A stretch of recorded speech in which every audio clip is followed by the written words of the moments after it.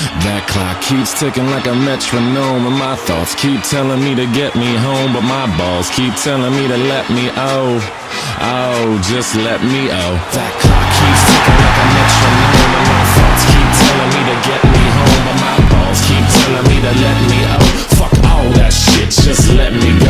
Owers and tastemakers make us no chaser. Gets the blood flowing like a fucking pacemaker. Cut the middleman and inhale the vapors. Madman, old 10 Don Drapers. Cut the jukebox on, make the woofers blow. We gon' sit here until all them heifers go. Holler at the tens and spend a little dough. Not on them, no, they can buy their own drinks. That clock keeps ticking like a metronome, and my thoughts keep telling me to get me home, but my balls keep telling me to let me just let me That clock keeps ticking like a metronome, and my thoughts keep telling me to get me home, but my balls keep telling me to let me fuck all that shit, just let me go.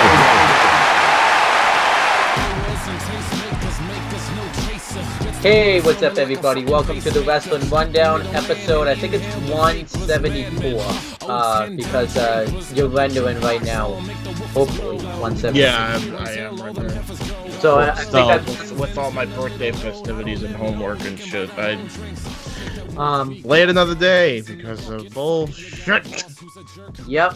What can you do? Yeah, this is, I believe, 174, but you're gonna see it in the title. It's hard to know because we're behind it in like an episode or so. So, yeah. At least I get two rundowns. Yeah. I got 2 rundowns, 2 retros, and an indie and a state of AEW dress, and a freaking indie force to fucking render. Yeah. I actually have to tell you what order to upload these on, so that way you. Yeah, you're gonna have to send me them in order, actually. Yeah. Because I think I did, but I'll just text you the order. But anyhow, text me the order. I'm Owen the Birdman Finch, and I'm here with James the He-Man Hebert. Should we?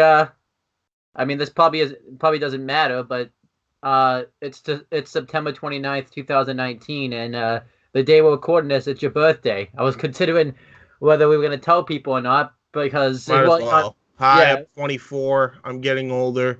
Yeah. I'm sure you're all waiting for me to croak soon, but it ain't happening anytime soon, so you're gonna have to live with me. I know, because once OTO Central gets out of the YouTube, well, we need somebody here to call out WWE and their bullshit. So yep. So hey, and you're the perfect person other than him. So hello. But yeah, we had to do a lot. Basically, we're doing reviews for this week's main event, 205. NXT UK and regular NXT, the one that's on USA Network every week.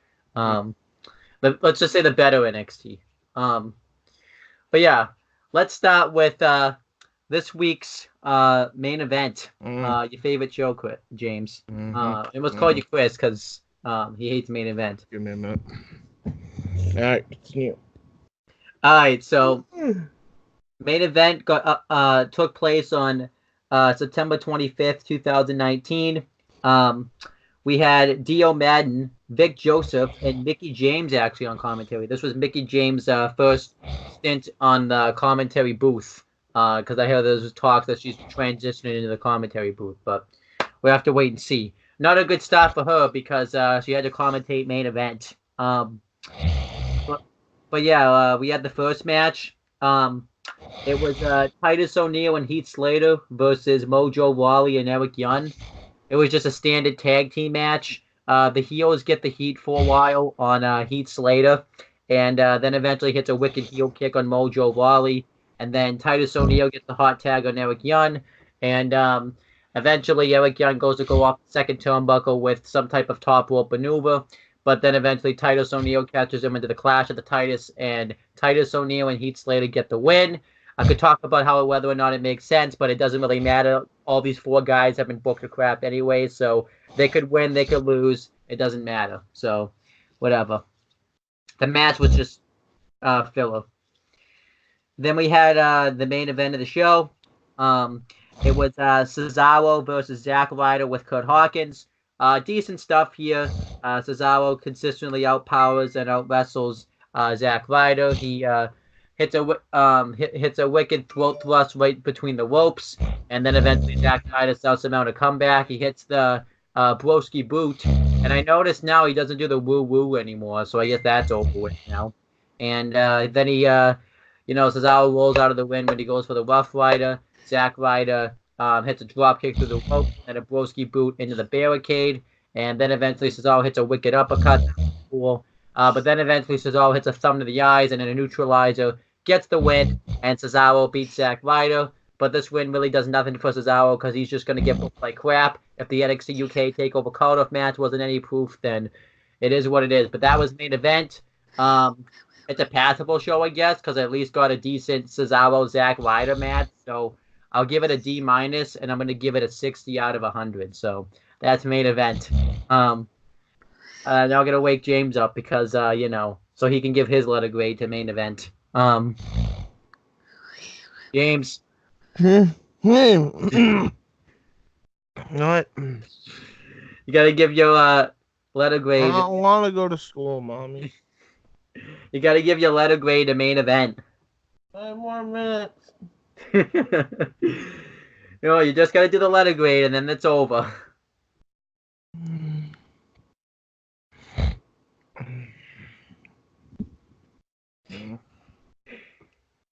Terrible birthday. You had to review main event. Just give a letter grade and give main event an F for fuck this shit. I'm out. What percentage within that letter grade? -10%. And that's lower. And then that's like an F-. Yeah, there you go. All right, want to get to the good stuff now then? Something about Mickey James I heard. What happened with Mickey James? They're trying her out for the commentary booth. On main event. Yes. I failed as a freaking return because WWE didn't know how to fucking book me. So I'm going to stop taking bumps, get behind the booth, and actually be utilized on television. Yep. It's smart, but also very sad. Yeah, it's sad. What was the main event of main event? Oh yeah. Oh, I don't you want to talk about Zach. Don't you want to talk about the opening match with the tag team match with? I don't give a shit. It's okay. Zack Ryder and Cesaro. They should be utilized better. Stop using these guys as cannon fodder. This is bullshit. Put them in NXT if you got nothing going on for them. What are your thoughts? What are your thoughts though that they won't even let the Zack Ryder doesn't even do the woo woo chant anymore? I'm not shocked. Surprised he was able to do it as long as he was. Yeah. All right, you want to get Did I mention I fucking hate Vince McMahon? I think every time we do a show. Should we mention? You know what? I'll mention it for the NXT review. I haven't actually seen NXT UK, but there is going to be one moment where I do kind of stand with UK and just NXT as a whole because there was some shit that obviously went down over the weekend that we're going to talk about here as well. So let's talk about 205. You want to take us through 205? Yeah. Oh, something exciting. Yep. You can actually stay awake. Let me say this before we continue. Stop booking it after SmackDown Live. Yeah. Fuck. I'm tired of hearing the crowd dead. And it's gonna get it's gonna get worse this week because it's after a 3-hour SmackDown versus 2. 3-hour SmackDown next week. Every week. No, they're not doing it. Yep.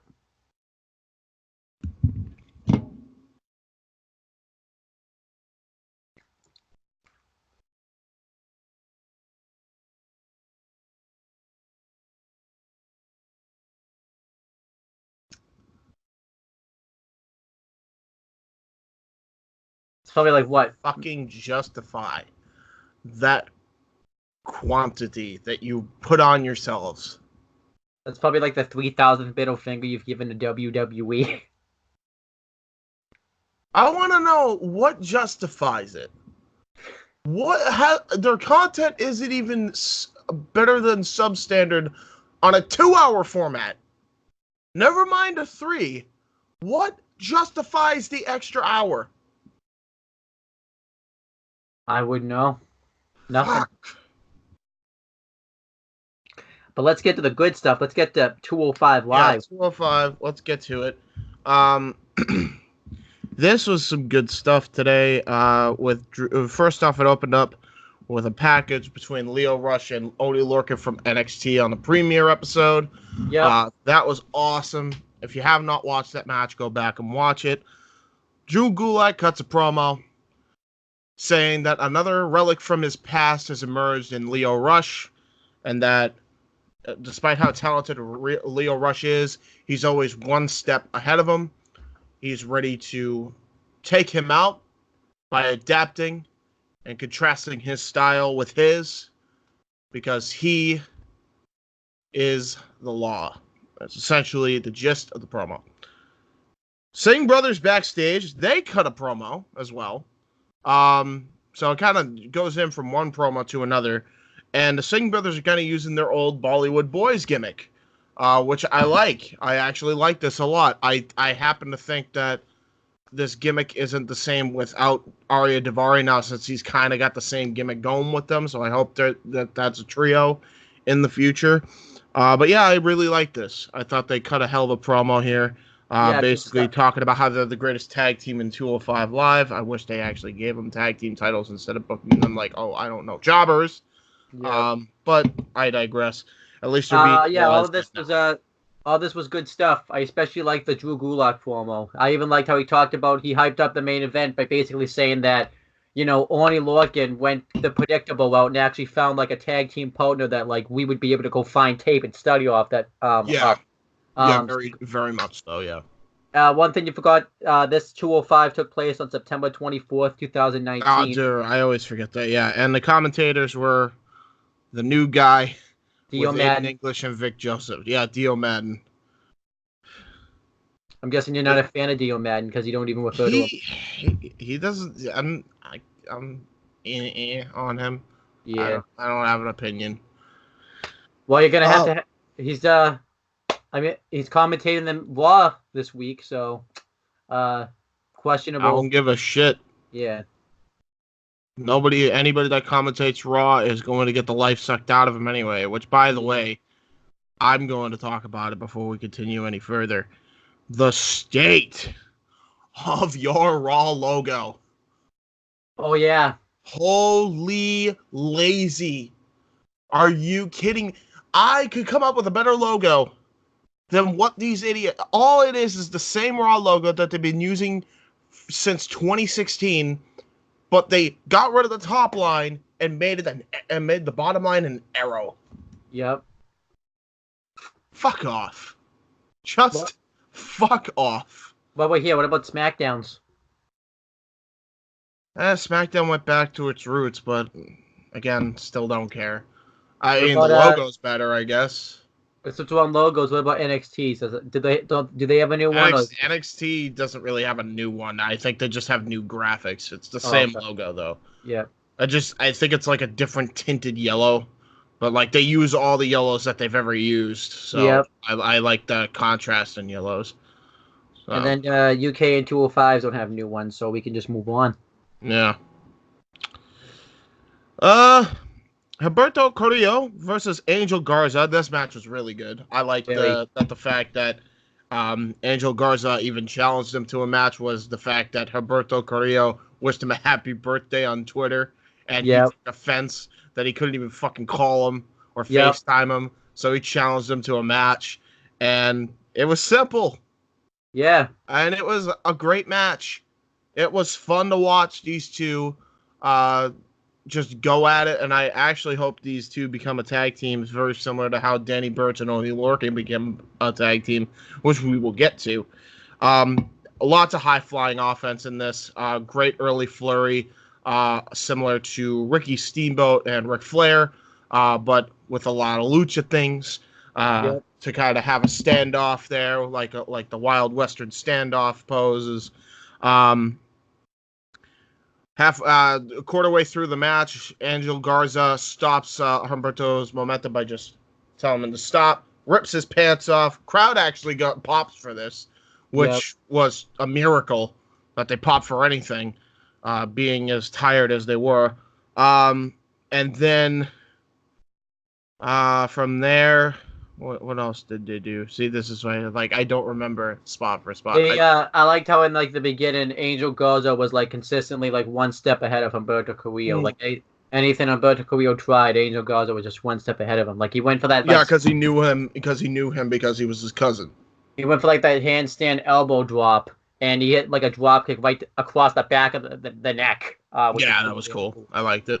He threw him into the barricade on the outside. Humberto Carrillo mounted a comeback. He had a really cool Hurricanrana. And it's just a really back and forth lucha match. He hits a really cool suicide dive on the outside. That was cool. And you had Angel Garza hit a really cool moonsault and then a spider German suplex off the turnbuckles. I really enjoyed the spider German. That was really cool. Probably one of my favorite spots of the match, honestly. I've never actually, because I only know that move from I think 2K14, and I've never actually really seen. It has not been used in ages. I think the last person to use that was somebody in WCW, and I don't know if it was Ultimo Dragon or if it was somebody else in the cruiserweight division. Which is funny because we just saw a match of Ultimo Dragons not that long ago. Right. But then Humberto Carrillo actually wins with his wicked moonsault, where he does the corkscrew moonsault. It has a name, but I forget the name of it off the top of my head. But I even love to. One of the funny bits is you get to see this is the first time you really get to see how overly babyface Aiden English is, where he just wants to. He thinks that Humberto Carrillo is just so handsome. He just wants to shower him with birthday gifts. Dude, I think he's low key gay. No man, and I've never heard a babyface infatuate himself so much with a guy like Aiden English does for Humberto Carrillo. And then you have to look at his tag team partners. He had Simon Gotch as a tag team partner, Rusev as a tag team partner. Now he's going gaga over Humberto Carrillo. I think he's gay. Not that there's anything wrong with that. I mean, it's 2019, but I mean, are you making it a little obvious? Talking about how gorgeous his dimples are. That got me. It was even to the point anytime Vic Joseph wanted to ask him a question, he had to be okay, I'm not talking to you anymore. Dio Madden even was trying to. I don't know how to feel about this gimmick. I don't think. Even though I love this, how weird Aiden English was, and it's nothing against Dio, it just would have been so much better if Nigel had still been a commentary for this. Oh my god, yeah, because he would have been all over him. Yeah. Shit, and then Aiden would have just ignored him and continued on anyway. Just to piss off Nigel. Yeah.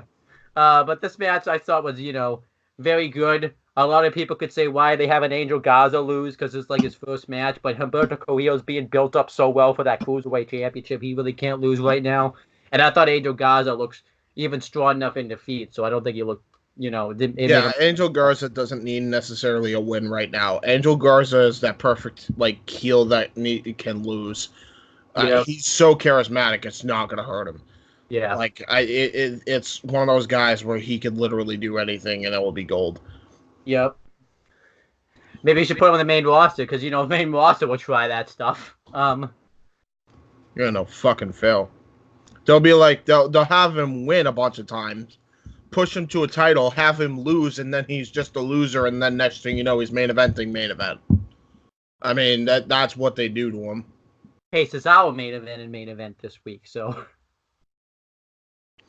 Yeah, and how long has he been in this company? Since 2011, I think. So what, 7 years?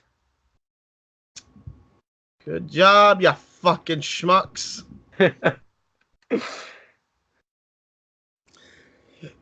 Anyway, this was a good match. I didn't rate the match, but I give it a thumbs up. Fine TV match. We then cut backstage to a The Brian Kendrick interview. The Brian Kendrick, basically, he cut the best promo I think he's ever cut in 205. I don't know what it was about this promo, but it was fucking great. He just went in and he's like, people are having this disease. You know what this disease is? It's the lack of respect that people have for me. I'm a veteran. I was the first cruiserweight champion. I was one of the first cruiserweight champions ever. Yeah. And nobody remembers that. And he's like, I shouldn't have to stand on the sidelines and wait like a good little doggy, essentially.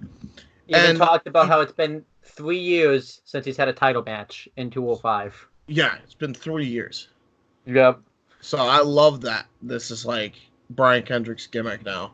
And he said, pretty much the one person that respected him was Akira Tozawa, but like he finally lost his respect, so that he just finally snapped. And I even loved how he talked about like how he's kind of the reason a lot of these indie guys, even though he doesn't say it, but that's basically what he implies, got signed. Because if you think about it, he's telling the truth. He was like one of the first indie guys really that got signed. Look at the tag team of London and Kendrick. Yep. Yeah. No, before that, in 2003. He was signed in 2003 as not Brian Kendrick. That does not count. We do not talk about Spanky Dog. Okay. He was there.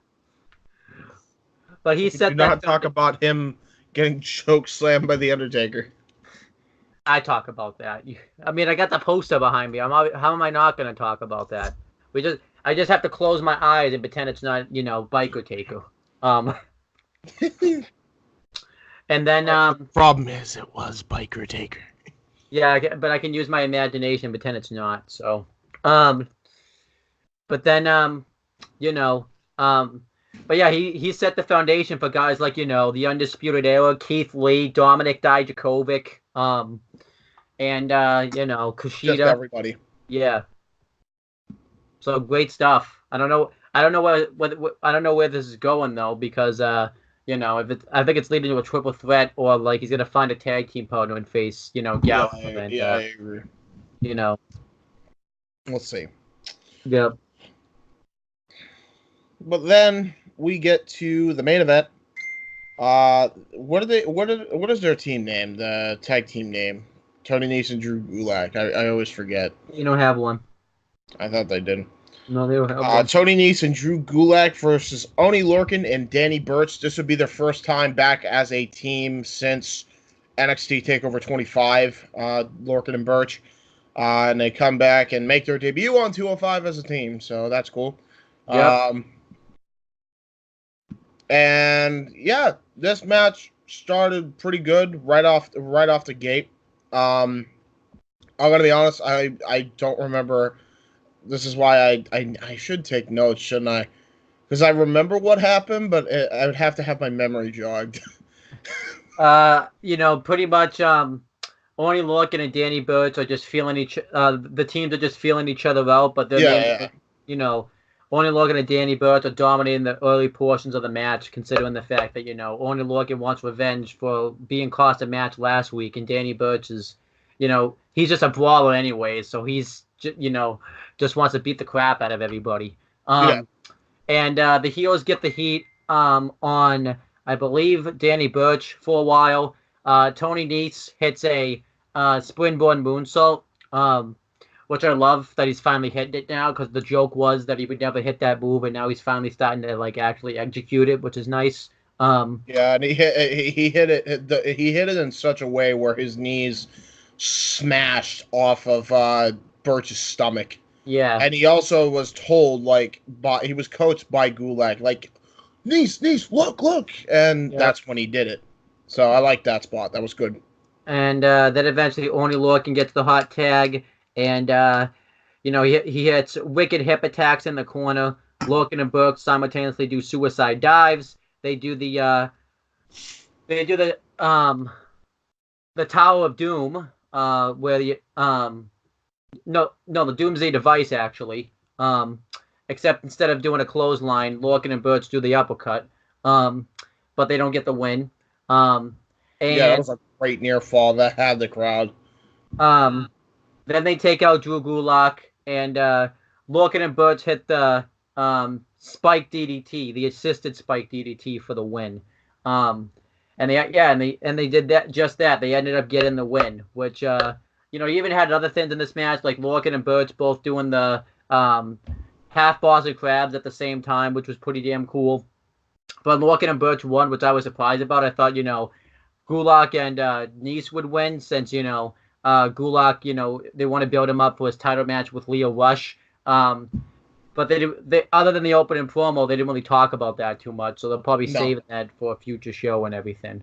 But I'm fine with this. It was nice for Lorcan to get his revenge on Drew Gulak and Tony Nese from the previous week, and Lorcan and Burch winning the first match together on 205 was actually pretty damn cool. It actually made sense. They talked about it too because Lorcan and Burch were the more experienced tag team than Tony Nese and Drew Gulak, who really haven't been They've been teaming off and on over the past 3 years since the cruiserweight division started up, and they were feuding with each other. So I actually thought this was quite good. It made a lot of sense. Yeah, it made Lorcan look strong too, because you imagine. I don't even know if Gulak gets past Leo Rush, Lorcan's next in line for a title. Either Lorcan or Carrillo's next in line for a title match. So yeah, one of those two. I prefer, if you're going to do Lorcan, have it on 205. You're going to have Humberto Carrillo. I would actually book that match for NXT. Yep. And Leo Rush, obviously, I'm booking that on NXT. Because I feel like if they... NXT, absolutely. I have a feeling like NXT 205 won't be on the main roster pay-per-views anymore. I think they're getting away They shouldn't be. Yeah, I think they're getting away from they're always pre-showed. Fuck the pre-show. I'd rather them on an NXT. Yeah. Honest to God. So I actually think they'll get more exposure being on NXT, even though, a lot of people say more eyeballs on, the pay-per-views because, the casuals are watching the pay-per-views and stuff, but the casuals actually don't even really watch they don't watch the pre-show. Like 15,000 people total maybe watch the pre-show. Yeah. That's how little no one gives a shit about the pre-show. More people watch AEW's pre-show than WWE has their pre-show. Honest to God. Because their pre-shows actually matter. They blatantly told you the pre-show no longer matters. So why bother watching? Yep. So now let's do the letter grade for 205. We'll start with you since you were kind of the host. I'll give it a B+. I enjoyed it. I would give it an A-, but fuck this whole putting it off of SmackDown. Yeah. It's just always making it die a death every time. I'm gonna go A-, and I'm gonna give it a 90 out of 100 just because of the two matches alone. I'll give it an 88 out of 100. Yeah. So there you go. And now we have, I was going to say the worst wrestling show out of the ones we're reviewing, but we also reviewed main event, but you know what I mean, pretty much. So, I'm not going to turn my back like I did on last week's. Well, Cassius Ohno was not on this show either, so. Yeah. Is that when I turn my back? Oh, right. Yeah. All right, so that's my gimmick for Ohno matches. Okay, so, before we even get to this, we do have to talk about a piece of news that needs to be discussed. Yep. Because we forgot to when you see the State of the AEW address. Yeah, we're just gonna bring it up here, mainly because the Indie Force guys already covered it, and I'm sure Noah already covered it on NDDQ. So, here's what happened for those who are out of the loop. Promotion, a small promotion that's on its last legs, is having their final show. It's called Thank You and Good Night, the 9th anniversary show. It's their final show they will ever have. And they wanted it with the guys that helped made them who they were in the UK. A lot of those guys like Ligero and Saxton Huxley and Zaya Brookside and Kaylee Ray, they pretty much made the place. So they wanted to celebrate with the people that helped make them. Well, WWE, at the very last possible fucking minute, decided they're going to pull all WWE talent from the show. Keep in mind, they have made posters, banners, billboards, and all that, which are now unusable. Out of pocket. Which I sense a fucking lawsuit coming now, by the way. And he's probably going to win, because that's shady as fuck to do that. And everyone's like, well, that's fucked up. Who's responsible? Most likely Vince. Because Triple H gave this fucking okay ahead of time. And now it's not going to be. And I don't know the reason why. But it was fucked up what they did. It was so fucking gross. The business, quote-unquote, practice that they did. If you read the press release, it's so heartbreaking. Because they really wanted these guys on there. And probably still do, by the way. Yeah. AEW came to the rescue by giving them a full card at the end of it. So that's great. But it still comes down to the fact that, you know, it's not going to be the same. I love AEW. I'm glad AEW stepped up. And, you know, I'm sure they're glad too.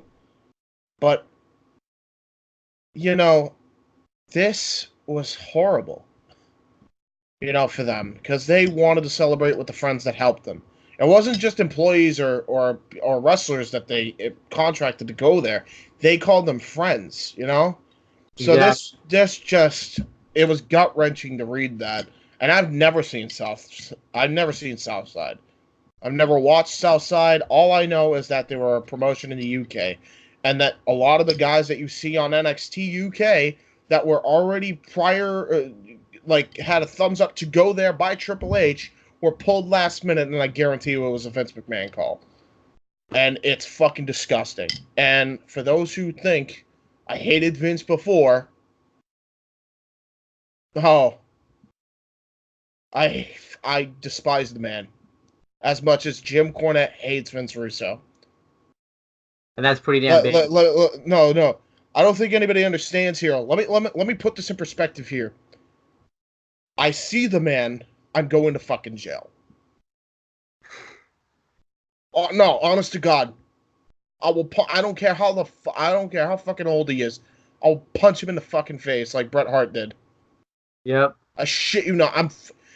Between the Vice documentary and not knowing the backstage details of that were fucking bullshit, and that Bret had a lot more time on his contract than was told, and that is now being spent. No wonder the fucking man's bitter.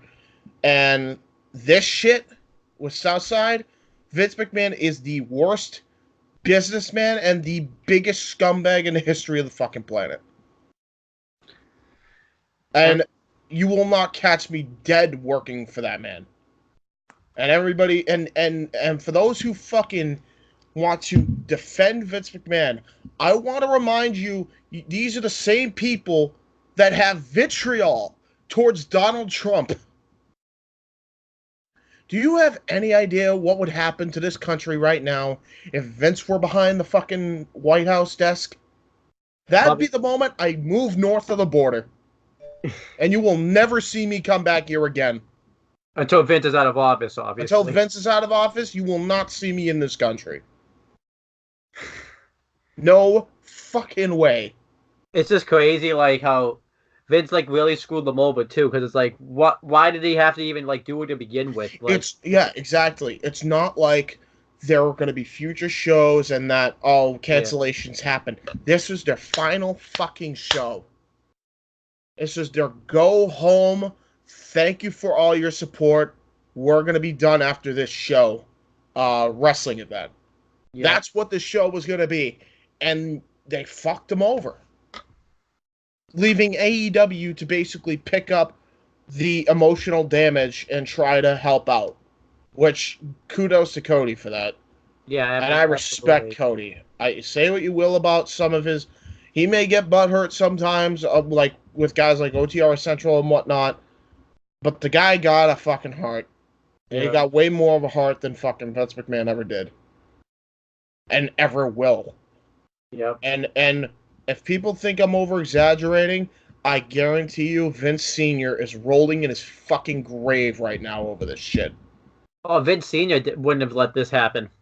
No way. I mean, Vince McMahon ended the territory days. And he doesn't even need to do so. They're not competition. These were your partners. That's what infuriates me. These were your fucking partners that helped build some of the NXT UK talent that you currently have. Yep. And you just fuck them over. And look, I've made my opinions known about NXT UK and their last takeover show. That does not mean I don't have a fucking heart for people that helped make some of the NXT talent. It was absurd what they did, and it was fucking disgusting what they did. I will, and by the way, I said I give fucking chance to the WWE draft. That's out the fucking window now. I'm not ever watching anything Vince produces ever again. And I mean ever again. The only reason I'm even watching NXT is because it's Triple H produced. It's Hunter produced. It's Paul Levesque oriented, not Vince McMahon oriented. You want to see too? I will never watch Raw. I will never watch SmackDown. I will never watch a WWE pay-per-view as long as I fucking live until that motherfucker drops dead.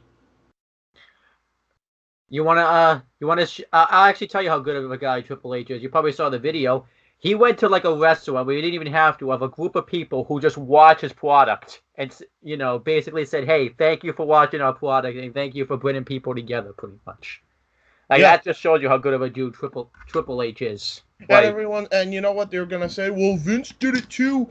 He did it to a guy who was in his gym because Solar Monster said so, and that he's a great guy. Fucking great guy, my ass. He put on a fucking facade, and so did the fucking fan, as far as I'm concerned. I can guarantee you, he has given them the same amount of vitriol and hit it just so we could get a picture, just so we could say, I got a picture with Vince McMahon. Yep. Because he's a fucking fake. Just like Vince. Before we get to the review of NXT UK, any final thoughts you have about Vincent Kennedy McMahon? Because this will probably be... Honestly, this might not even be this ain't gonna be the last time you talk about him. I feel like you talk about this guy, and I'll talk about. It probably won't be the last time I talk about him, but it definitely is going to be the last time I mention him by name. What should I call him? Roid Monkey. There we go. This is the last time I'll mention Roid Monkey by name. I'm not going to mention him by name ever again. I'm going to call him Grandpa Roid Monkey, and you'll know who I'm talking about. I ain't going to give him the time of day. I ain't going to give him the publicity anymore. You just won't hear me mention him by name. And anybody that does mention him by name, I'll just mute my computer sound. Because that's how much I hate the fucking dude. I know, yeah. So there you go. You'll hear me talk about the fucker, probably. I just won't mention it by name anymore. Grandpa Roid Monkey is now who he will go by. If Jim Cornette hates Orange Cassidy and is going to call him my little dog Pockets, I'm going to call Vince McMahon Grandpa Roid Monkey. There you go. There you go. Last time you'll hear Roid Monkey by name. I'll just give my final thoughts. Like Vince McMahon, it was a crappy thing for Vince to do. Because this was the last show, and pretty much, it kind of put the show in a bad position. Because if I just think about it too as like a fan too. If I was going to the show and then I found out all the guys I wanted to see weren't going to be there, I'd be pissed. And it's like too the company probably too what if the company too it's going to look bad themselves because they promised them that they can't look like it looks like it's on them. Yeah. Even though it wasn't, it was entirely on Roid Monkey. Yep. So let's get to NXT UK though. This was the September 25th, 2019 edition, episode 62. We had Vic Joseph and Nigel McGuinness on commentary. This might be Vic's, depending on what happens with Vic, last commentary on 205 and UK since he's on Raw now. There's no way 205. They can probably... good. Maybe they can hire Dave Branchell, like I've been recommending for ages now. He could probably still 205, but there's no way he can do UK and Raw all at once. Yeah, I know. But we'll see. So, show opened up with Oliver Calder versus Ligero. This is the first time we've seen Ligero since the Download Festival, which is like 3 months, it's a bit of a ramp. I know you could say, well, it keeps him fresh, but why the hell was the guy gone for 3 months? He wasn't injured, nothing. How can you gain momentum? And didn't he win in his last match too? Yeah, and why? And the whole storyline is he wants to gain momentum, and then you just take the guy off for like 3 months. Like this would be like and it's not like he's a jobber. He's actually a decent sized star. This would be like as if they took off like Keith Lee for 3 months out of nowhere on NXT. Yeah, even though he wasn't injured. Yeah. But the match though was fairly good. I like Oliver Calder. He's good. He's still green, but like I said, this is a developmental brand. He's not supposed to be the most 5-star wrestler out there. And yeah, the match I thought though was very good. I don't remember a lot about it. But Ligero ended up winning with the C4L, and I was happy Ligero I like his won. C4L. I didn't actually see it on this show, but that's a great finish. Yeah, I like it a lot. I know like they're probably doing a story with he debuts and he's not quite able to get those big wins just yet. I just don't think it's really gonna work here because it kind of makes him look like a goof. And it's like it's kind of like why debut the guy if you're just gonna have him lose all the time. I wonder where that main event. I wonder where that booking comes from because that sounds very familiar. But still, a very good match though.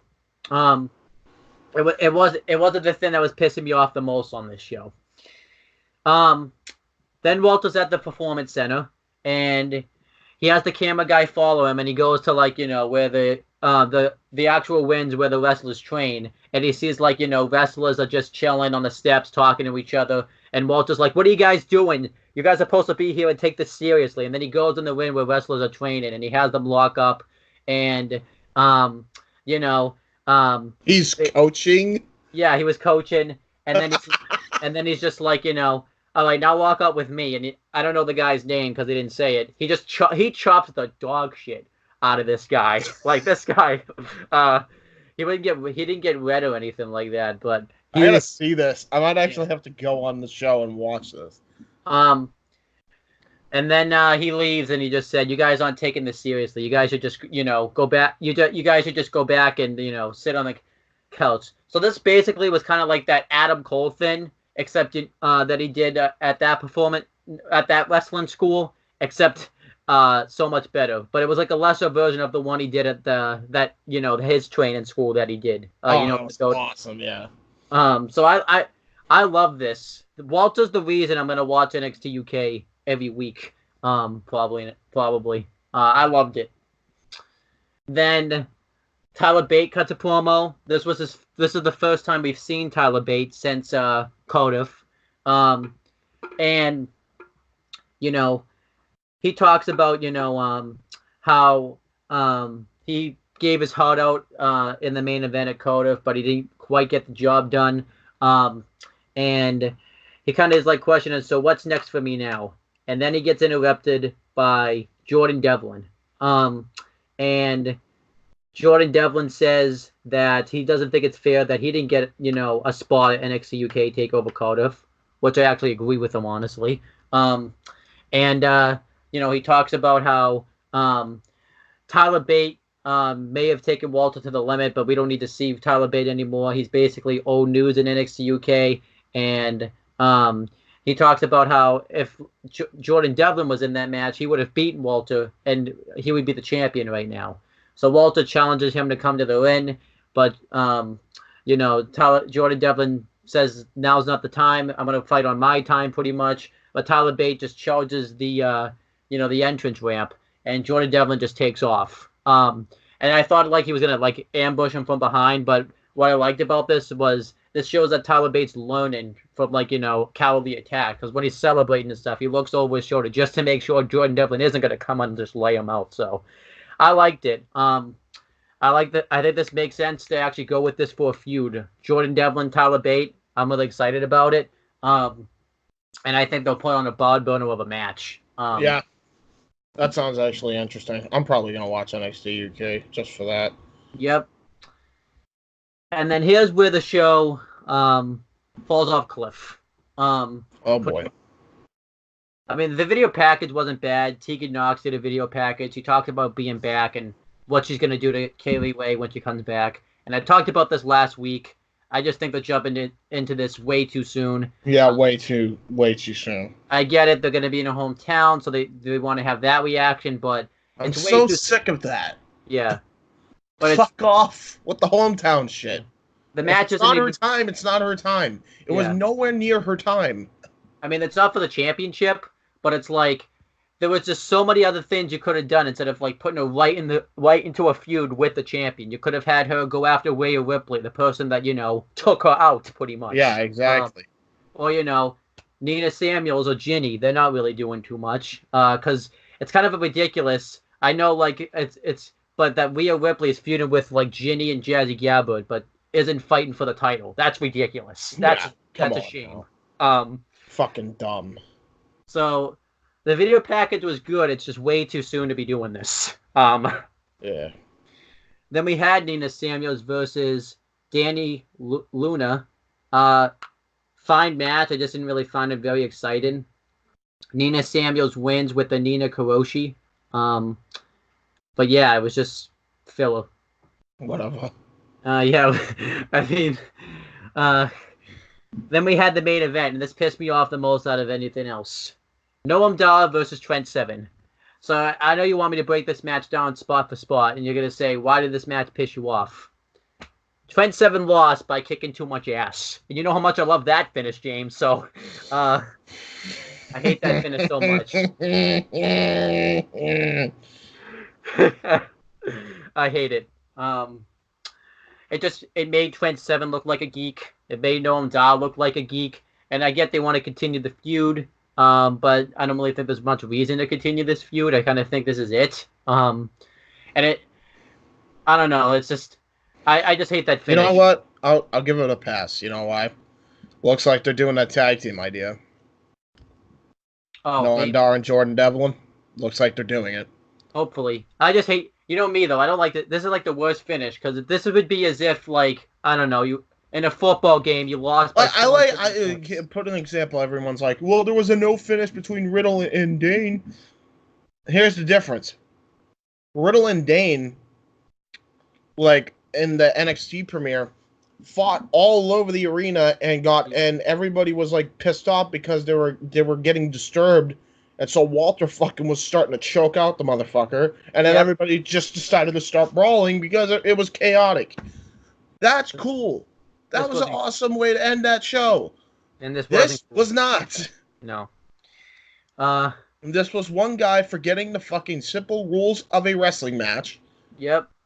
And decided to kick his ass in the corner so much to the point where the 5 count went on and Trent Seven got DQ'd. I hate that that's even a rule anyways. I get if it's a submission, but not like if you're this would be like as if you lost I don't know, a boxing or a UFC fight for, kicking too much ass. When in boxing do you get separated? When in MMA do you get separated from a corner? Yeah. Like, and if you're against, like, put it in this case, right? If you're in the corner for a long period of time and nothing's happening, that's when you break it up.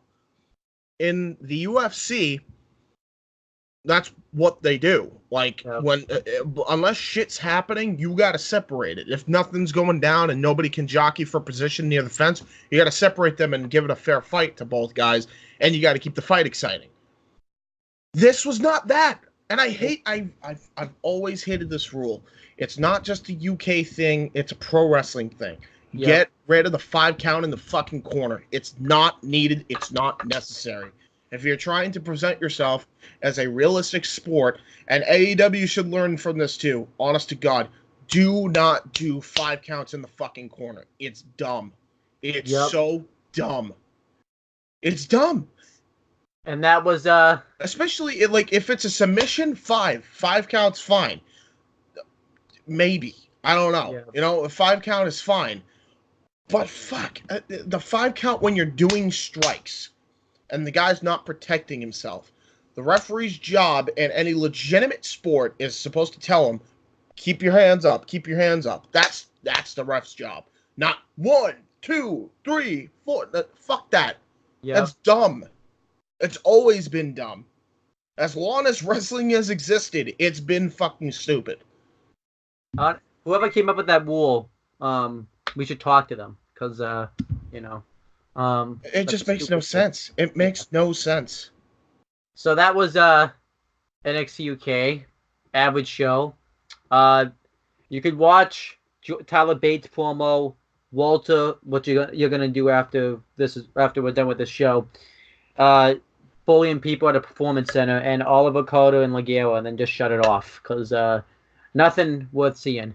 I don't know what's happened to this brand, but this brand is just like jumped the shark somehow. Like, are we shocked? Yeah. I'm not shocked about. I'm shocked that no one sees. You know what the problem is? NXT UK shouldn't exist. Yep. There, I said it. Like, the UK title should just be another title on NXT. That's what it was. That's what it was, and it could have been. You could have had a whole European division around that belt. They decided to not do that, and they decided to make a whole nother brand because of World of Sport. Which, we saw how well that did. Yeah, you know? So yeah. Why? Like, I liked Blackpool, but I realized why people were saying it was super unnecessary now. Because it was! Yep. It was! It absolutely was. And, one of the biggest problems... And think about this, too. If you're going to bring the Cruiserweight division and merge it with NXT and cancel 205 Live, why don't you just do the same thing with NXT UK? You can't even put the shit on TV, which was the initial idea of it anyway. Yep. You already have too much content as it is.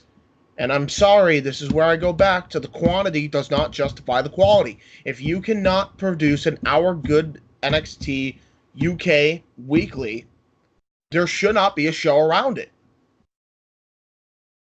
I know people are going to think I'm harsh when I say that, but it's gone to fucking shit, and it's because there's a lack of talent there. Actually, I was just about to say, no one's a star on this show. No one's a star. Except for Tyler Bate and Trent Seven. And Imperium. Tyler Bate looked good, but Trent Seven looked like a fucking geek. So the only one that actually looked good, maybe Ligero and Tyler Bate. Imperium. And Imperium. And another star, Zach Gibson. That guy's a star. Dude, when you look at NXT, they have a lot of those guys from UK, but they also have US stars too. Like, you look at Riddle, Walter, Adam Cole, Killian Dane, fucking a shit. I could go down the list of how much star power there is. Keith Lee, Dominic Dijakovic, fucking Oni Lorcan, Danny Burch, friggin' the entirety of Imperium, the entirety of the Undisputed Era, Velveteen Dream, Pete Dunne, freaking the guy he fought the week prior, Pete Dunne, who's a new star on the rise, Raul Mendoza. I can name the entire list of people. Cameron Grimes. They're all stars. Freaking Ozilla. What I always forget his name, but I know him by his nickname Ozilla. You know, there's so much talent on NXT that there's no need for NXT UK. Yeah. There's just no need for it. Honest to God, I don't know if it's... I feel like it's just a brand where you can have surprise appearances from main roster people and have Cassius Ohno there so he doesn't have to do cardio. That's what I feel like the brand exists there for. Like... Yeah, because this brand jumped the shark, like, I think around the time Pete Dunne lost the title. Yeah. Or like no, I know around the time Pete Dunne was off the brand pretty much. Yeah.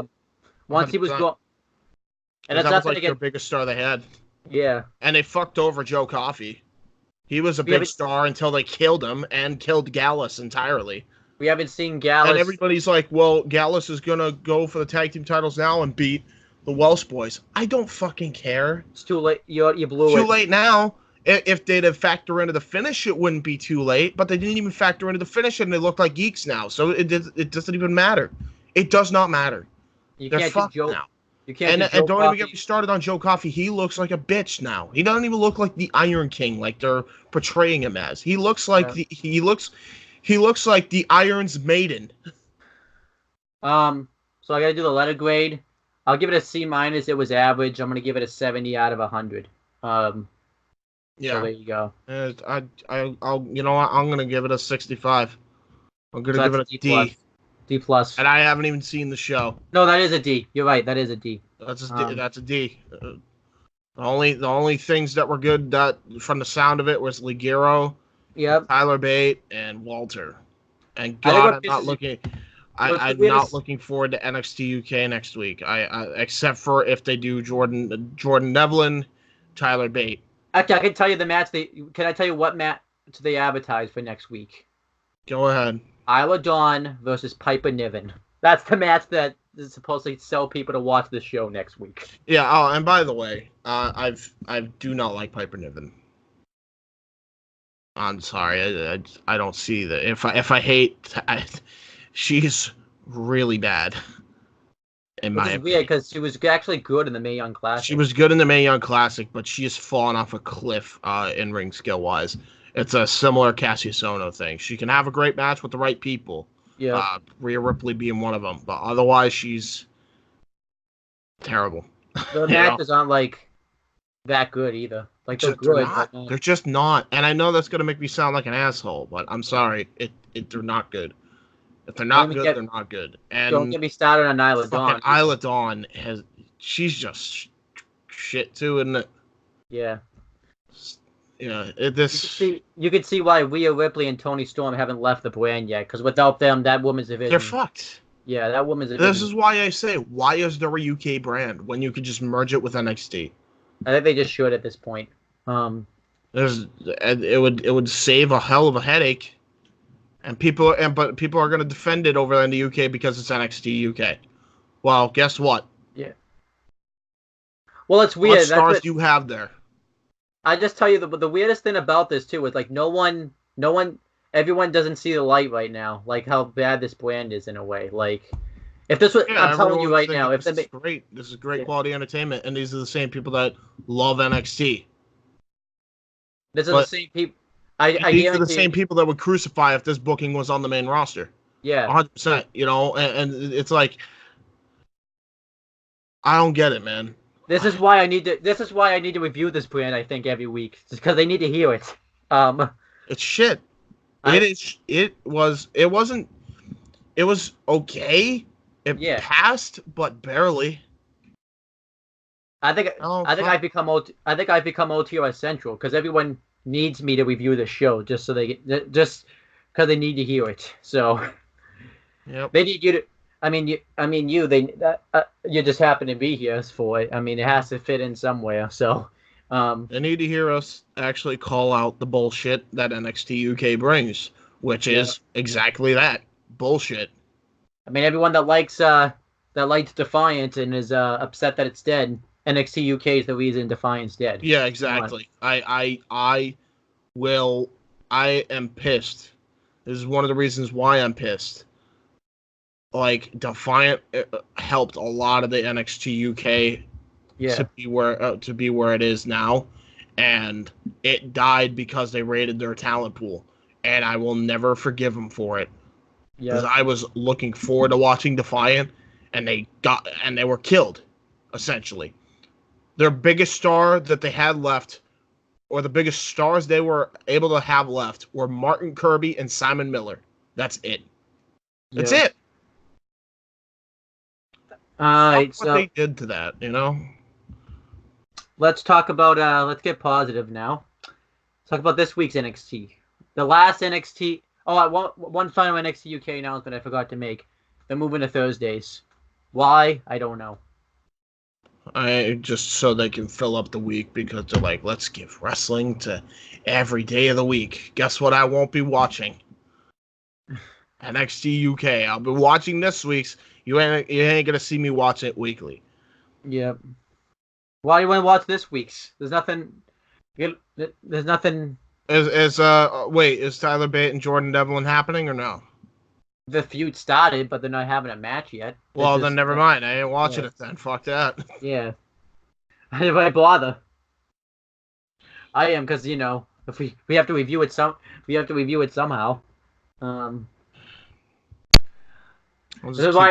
just keep up with the dirt sheet reviews. How about that? There you go. All right, so take us through this week's NXT. They open up with a package. Well, actually, I should probably talk about this WWE. You probably should talk about this WWE.com. Yeah. What's injury report? There was actual injuries from last week. They weren't scripted. I should say this was the same date too as NXT UK, September 25th, 2019. Oh yes. So they recapped us. They said that Velveteen Dream's hurt, which I don't know if that's a storyline or not. They do it. I guess that's going to be a weekly thing where they do an injury report, which I actually kind of like. I think that's something different that I haven't seen before. So, yeah, they're saying that Velveteen Dream's hurt, but I think that's legitimate. The guy that Pete Dunne fought, but I think that has to be kayfabe. Yeah, obviously. And then Kona Reeves got injured. Wrestling, I think Damian Priest. Kona Reeves got injured. He has injured ribs or something. Oh, yeah, that's right. Okay. They just were kind of updating us on their injuries because they got injured last week. But I think the guy that Pete Dunne fought is the one I know for a fact is kayfabe. Because, I think it's kayfabe, but it's just I think all of them are kayfabe, to be honest. I don't think any of them are legitimate, but I like the fact that they are making it like they're treating it like as if it was an actual sport where they actually got injured. So I actually enjoy that a lot. So good job on NXT for that one.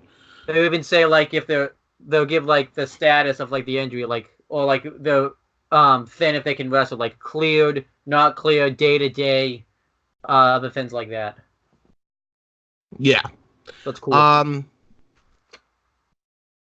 come on, man. Why does everybody call me late at night when I'm in the middle of a show?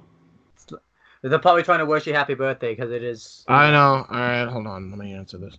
All right, let me stop. Should I stop recording? No, it's fine. Hey, what's up, Brian? Happy birthday. I appreciate it, man. I'm actually in the middle of the show right now, but I wanted to answer because I know you're probably trying to wish me a happy birthday.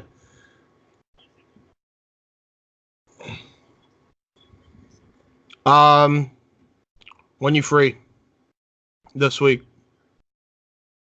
Free tomorrow? Yeah, I can do tomorrow. Do you want it? Tomorrow, right when I get out of school. Actually, no, I'm not free. I'm sorry. I got my grandpa's birthday. That's not gonna work. What? Either Tuesday, Wednesday, or Thursday. Okay. All right. Yep. We'll schedule for that then. All right. Talk to you later, man. All right. Bye. All right. Well, that's done. Okay. So, as you were saying, cut that out. Nah. Nah. Why not? Hey, it is my birthday. It makes sense, right? Yeah. Why not? Hey, I just figured you want to cut it out because you don't want your phone calls on the show. So. Yeah, I'm not that kind of editor. Hey, real life happens, okay, people? All right, let's get to the show. Yeah. So, they show the commentators of Beth Phoenix, Mauro Ranallo, and Nigel McGuinness, but before that, they air a promo package kind of showing how it was raved by all the news sites, wrestling and non-wrestling. They enjoyed it immensely. And then they cut to a thing of of the Undisputed Era making their way up the, I guess their what is that thing? The podium, their new podium. I think it's supposed to be it's if they have their own private not locker room but skybox or whatever. Which the Undisputed Era made their entrance up there, and they all had the belts. I thought that looked cool. They did their cool. So I enjoyed it. But I gotta say, this was weird. Yeah, because they're not there, because they come out from backstage later on, huh? Yeah, and it's just why? Just why? Like, they didn't even say anything. They didn't even cut a promo. This would be the perfect time to at least cut a promo. I would have been fine with it if they cut a promo, even if it was like a minute-long promo. And then they went off after posing. And then they panned down tomorrow. But they just stood there. I kind of liked it, though, because it kind of was symbolic. Like, they're kind of the ones that are, like, the top dogs. Oh, no. I mean, it was fine. I would have done it differently. Because, like, I don't like that they just stand there and not say anything. At the very least, a minute-long promo would have sufficed. This would have made that segment 10 times better if Adam Cole had a microphone. Yeah, I thought so, too. But yeah, then it pans down to Mauro Ranallo, introducing everybody to NXT. Also, before we even get to anything else, this is a main roster trope. I don't like that they don't have the intro. Yeah, I don't like that. They have the intro. They have to have the intro next week. Enough of this whole thing where they're just gonna do a different promo package every week and no intro. You need to have a starting signature that is a wrestling that's just a wrestling it's just a wrestling folklore. Unless something super important happened and you can't have the intro, that's when you don't have the intro, but it shouldn't be every week.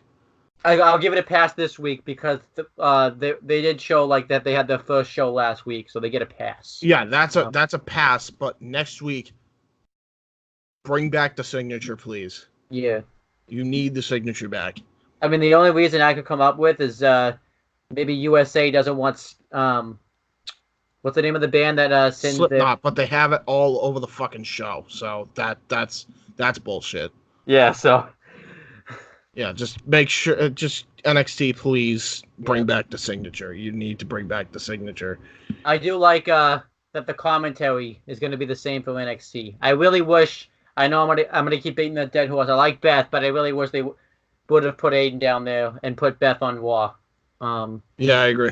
Just so, because I really want to see that team up of Aiden, Wall, and Nigel at least once. Yeah, and you can have a 2-man booth on 205 Live. There's no way you don't need 3 men on the 205 Live broadcast. I don't know though how Vic and Dio would do with just. I think without Aiden, that commentary team wouldn't really because Dio's still. Well, yeah, but then get somebody else that knows what the fuck they're doing. Get Mike Tenay or Jeremy Borash. You have them employed for a reason. Yeah. I don't know about Tenay, but I know you have Borash employed. Just bring him in there. Maybe they're going to take over the commentary role for 205. I'd like that. I wouldn't mind it. Oh, imagine them with Aiden, too. Yeah, that'd be good.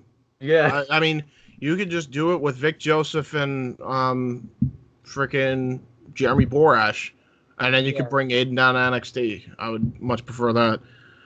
But anyway, let's get to the first match. Keith Lee versus Dominic Dijakovic. Here we go again. This is awesome. Yep. I'm rating this a 4 3/4 because holy shit, half the shit they did was insane. They did a where would I begin? Yeah. They had a freaking Wild West spot. Anything you can do, I can do better spot. They had the most agile standoff for 2 big men I've ever seen, ending with Keith Lee trying to hit a spin kick on Dijakovic, and they just stare down each other like the Wild West. That was so cool. Yep. Afterwards, after a bit, they got Dominic Dijakovic dumped on the side. I think, what did he do specifically that took Dijakovic down for a period of time? I forget. I think that pounce that he does. That pounce. Yeah, right. The pounce. That pounce was fucking insane. And then created that spot too where he bounced Keith Lee's head off the turnbuckle, and instead of he looked at him angrily and stuff like that. Like it didn't affect him. So cool, and I love that. And then it was pretty much it was a standoff on the apron until Dominic Dijakovic got him up for a chokeslam and dropped him straight on the apron. Yeah. Then they go to commercial. They come back from commercial, and it's an action spot. It's not a rest hold. Take fucking notes. Yeah. That was awesome. I love that they came back to an action spot. And And, Morrow, it was like super chaotic. Like, we're right back into the action kind of thing. And then halfway through, Keith Lee does a corkscrew tope. And the crowd goes fucking mental. Then Keith Lee does a second rope moonsault. That also gets the crowd on their feet. That was a 2. Then Dominik Dijakovic. I was saying like it was a 2-stop. Fucking avalanche Canadian destroyer from the top rope on Keith Lee. That garners a 2.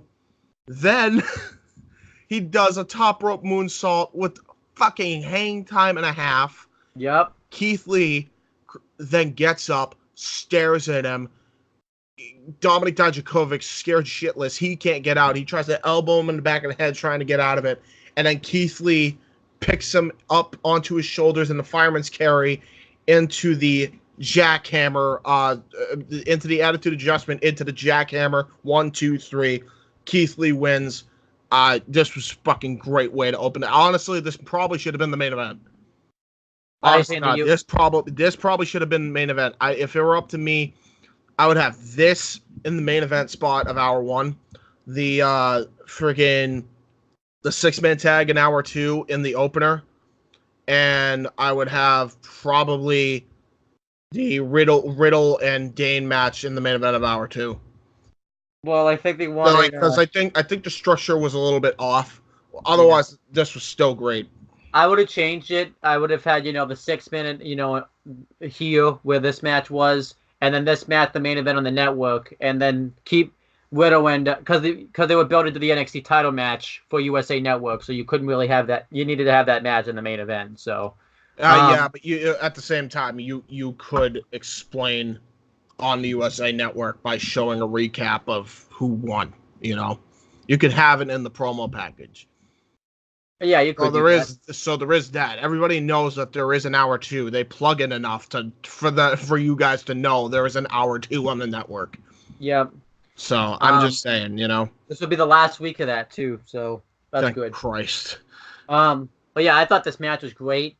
I think the only spot you missed was Keith Lee doing the Spanish Fly, because I think he did it again in this match. Yeah, the Spanish Fly. How could I forget? Yeah. Spanish Fly. Didn't he do it? It was a standing one, correct? He did a standing one, and I think he did one off the top rope. I think he got that. No, that was countered into the Avalanche Canadian Destroyer. I remember that. I might be thinking of match 2 then. Yeah, but this was great. And they're tied, by the way, 1-1 with 1 draw. Yep, so they're still even. This is how you do 50-50 booking, because you need 50-50 booking with these behemoths. It's so cool. I want to see more. What I even like about the matches, too, is that even though they've wrestled like 3 times, they're doing something different in every match that they have, where it doesn't feel like it's the same match. Because I always hate that when, people wrestle repeatedly. They always do the same shit. So it's kind of like... They don't do the same shit here. It was a big hoss fight. It was an agile big hoss fight. I gave it 4.5. It was quite great. I gave it 4 3/4. So I don't know, whatever that rounds out to. Yeah, we don't have the math guys here, so we can't, No, John Tuddy. And Noah Foster, because he's a math guy too. Then we had Keith Lee, I guess, thank Jordan Miles after his big win. I guess this was on YouTube. Yeah, he just basically did an interview, like, thanking him for all the inspirational words and stuff. So, I guess he's not turning heel. I don't know if that's because, like... I don't think he needs to. Yeah. I don't know if they really need to. I feel like it's too over. Yeah. I don't know if they were planning on it, though, and they're changing gears now because it's live and they need a top face, or if He's a great face. He would be a great face, honest to God. But still, quite great stuff. He's awesome. Like I said, awesome on the mic. Always has been, always will be. Unless he gets hit in the throat the wrong way or something. Right? Then he becomes Kane. Yeah. Suck it! Pretty much. Bask in my glory. Bask in my glory. Dominik Dijakovic, I'm gonna kill you for doing this to my throat. Yep. Sound like a fucking cancer patient all of a sudden. Then we had the Street Profits promo where they're basically just saying they're gonna get their titles back. Except to put effective. We talked about this before, but this promo really shows how the main roster, even though they haven't fucked them over.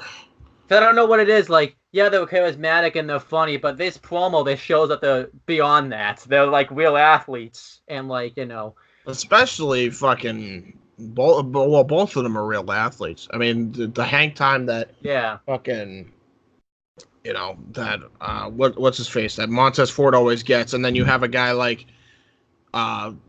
Angelo Dawkins, who is like a Pro Bowler. You know, what the fuck, you know?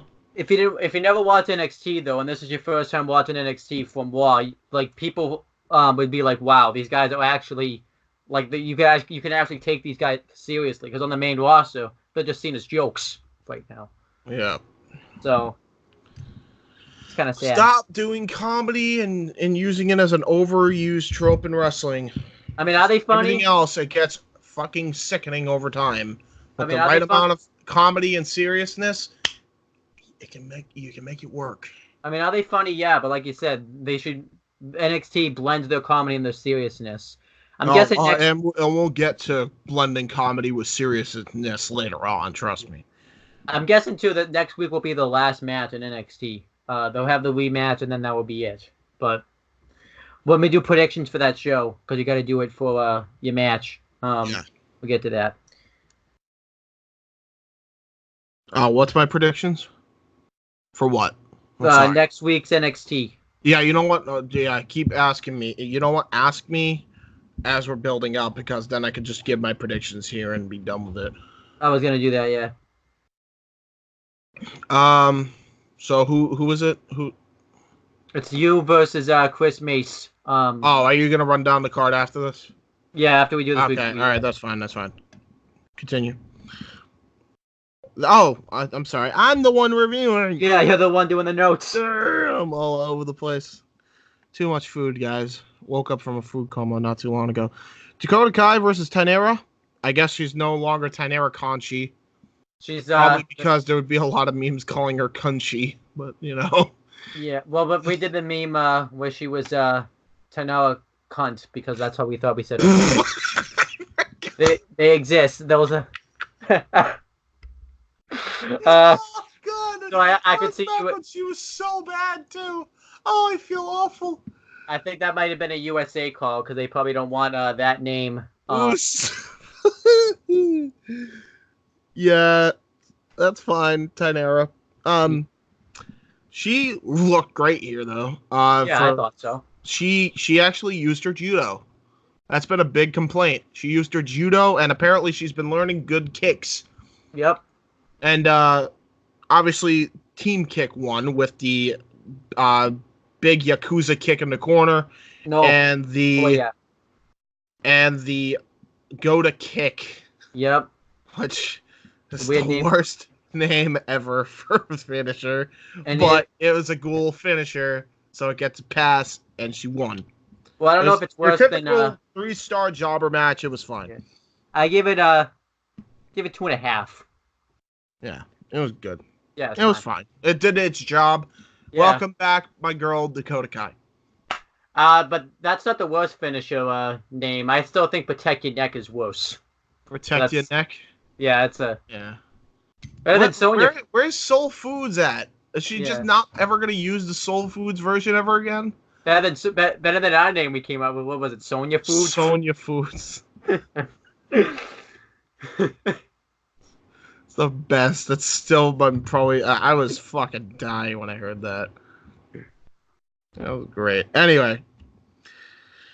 Yeah. Dakota Kai reacts to her ring return. I probably didn't see this. Probably WWE Network thing, right? Yeah, she was happy she's back. And she said that she's coming after Shayna Baszler the first opportunity. Yeah, they're continuing that feud. That actually makes sense. So look at that. NXT just took in basically NXT just did the Tegan Nox storyline a lot better.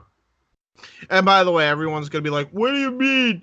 This is the same thing NXT UK did. Here's the difference. Shayna and Dakota Kai actually had a feud.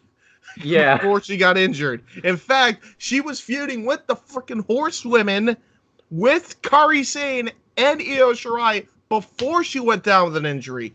So this kind of makes sense, and it would make sense to actually build to a future NXT Women's title match at a takeover, because she's probably the most legit challenger right now, actually I would other say than no. Rhea Ripley. Yeah. Just saying. Maybe you can even do it on NXT TV. I don't know, but regardless, it makes sense to have that match. You know NXT UK too is going to ruin Rhea Ripley's credibility by having to lose to Jazzy Gabbard on NXT UK. Well, Jazzy Gabbard's fucking great, though. Yeah, but I'm just saying, Jazzy Gabbard, she's great. That wouldn't be that would not be a bad thing. And by the way, you have your female representation for Imperium. Jazzy Gabbard. Yeah, absolutely. Go. All you need to do is just have her drop Ginny, because Ginny can't go into Imperium. That wouldn't look good at all. Oh, Jenny would look stupid. But yeah, no, Jazzy Gabbard would be fucking great in that role of Imperium, especially because she's German, I believe. Yeah, so it'd work. I get why they're putting her, because obviously they don't want to put the belt on her right now. So. That's fine, but still, yeah. I would very much do it, because it would make a lot of sense to put her with Imperium. And I wouldn't actually mind if Jazzy Gabbard actually beat Rhea Ripley, because Jazzy's a bad bitch. Well, you want to put over Rhea Ripley, though. She should never lose. Yeah, they did book themselves into a corner there. I mean, you know what you could do, though? If it's a really devastating finisher on the apron and she hits it like 3 times, I could protect her. Yeah. And then random thing, but I think even Killer Kelly and Jazzy Gabbard should be even though Killer Kelly's hurt, they should be like the tag team instead of Ginny. Because I think that Killer Kelly. Where's Killer Kelly from again? I don't even remember. She has like heritage that she goes by. Hold on. I don't think she's like from the UK, but she's like wrestled a lot in the UK, so that's why she's able to be there. Yeah, that's why I'm saying it would make sense for the whole Imperium deal. Okay, she's from Portugal. Maybe not. Then that's a little bit far off from the Italy, Austria, and German area. Maybe not. Anyhow, but yeah, this was cool. Kathy Kelly announced. Oh yeah, that's right. Where she botched almost calling the WWE network the NXT network, although she wouldn't have been wrong. Yeah. So there's that. Talking about there was going to be a 6-man tag in the main event of the WWE Network in hour 2 between Kushida and 2 partners of his choosing versus Imperium's Eichner, Barthel, and Alexander Wolf. And by the way, it's Barthel, not Bartel. And they also botched Fabian Eichner's name by calling him Fabian Eichner. It's Fabian. Fabian. Oh, welcome, Fabian Eichner. He's covered in me hot pee.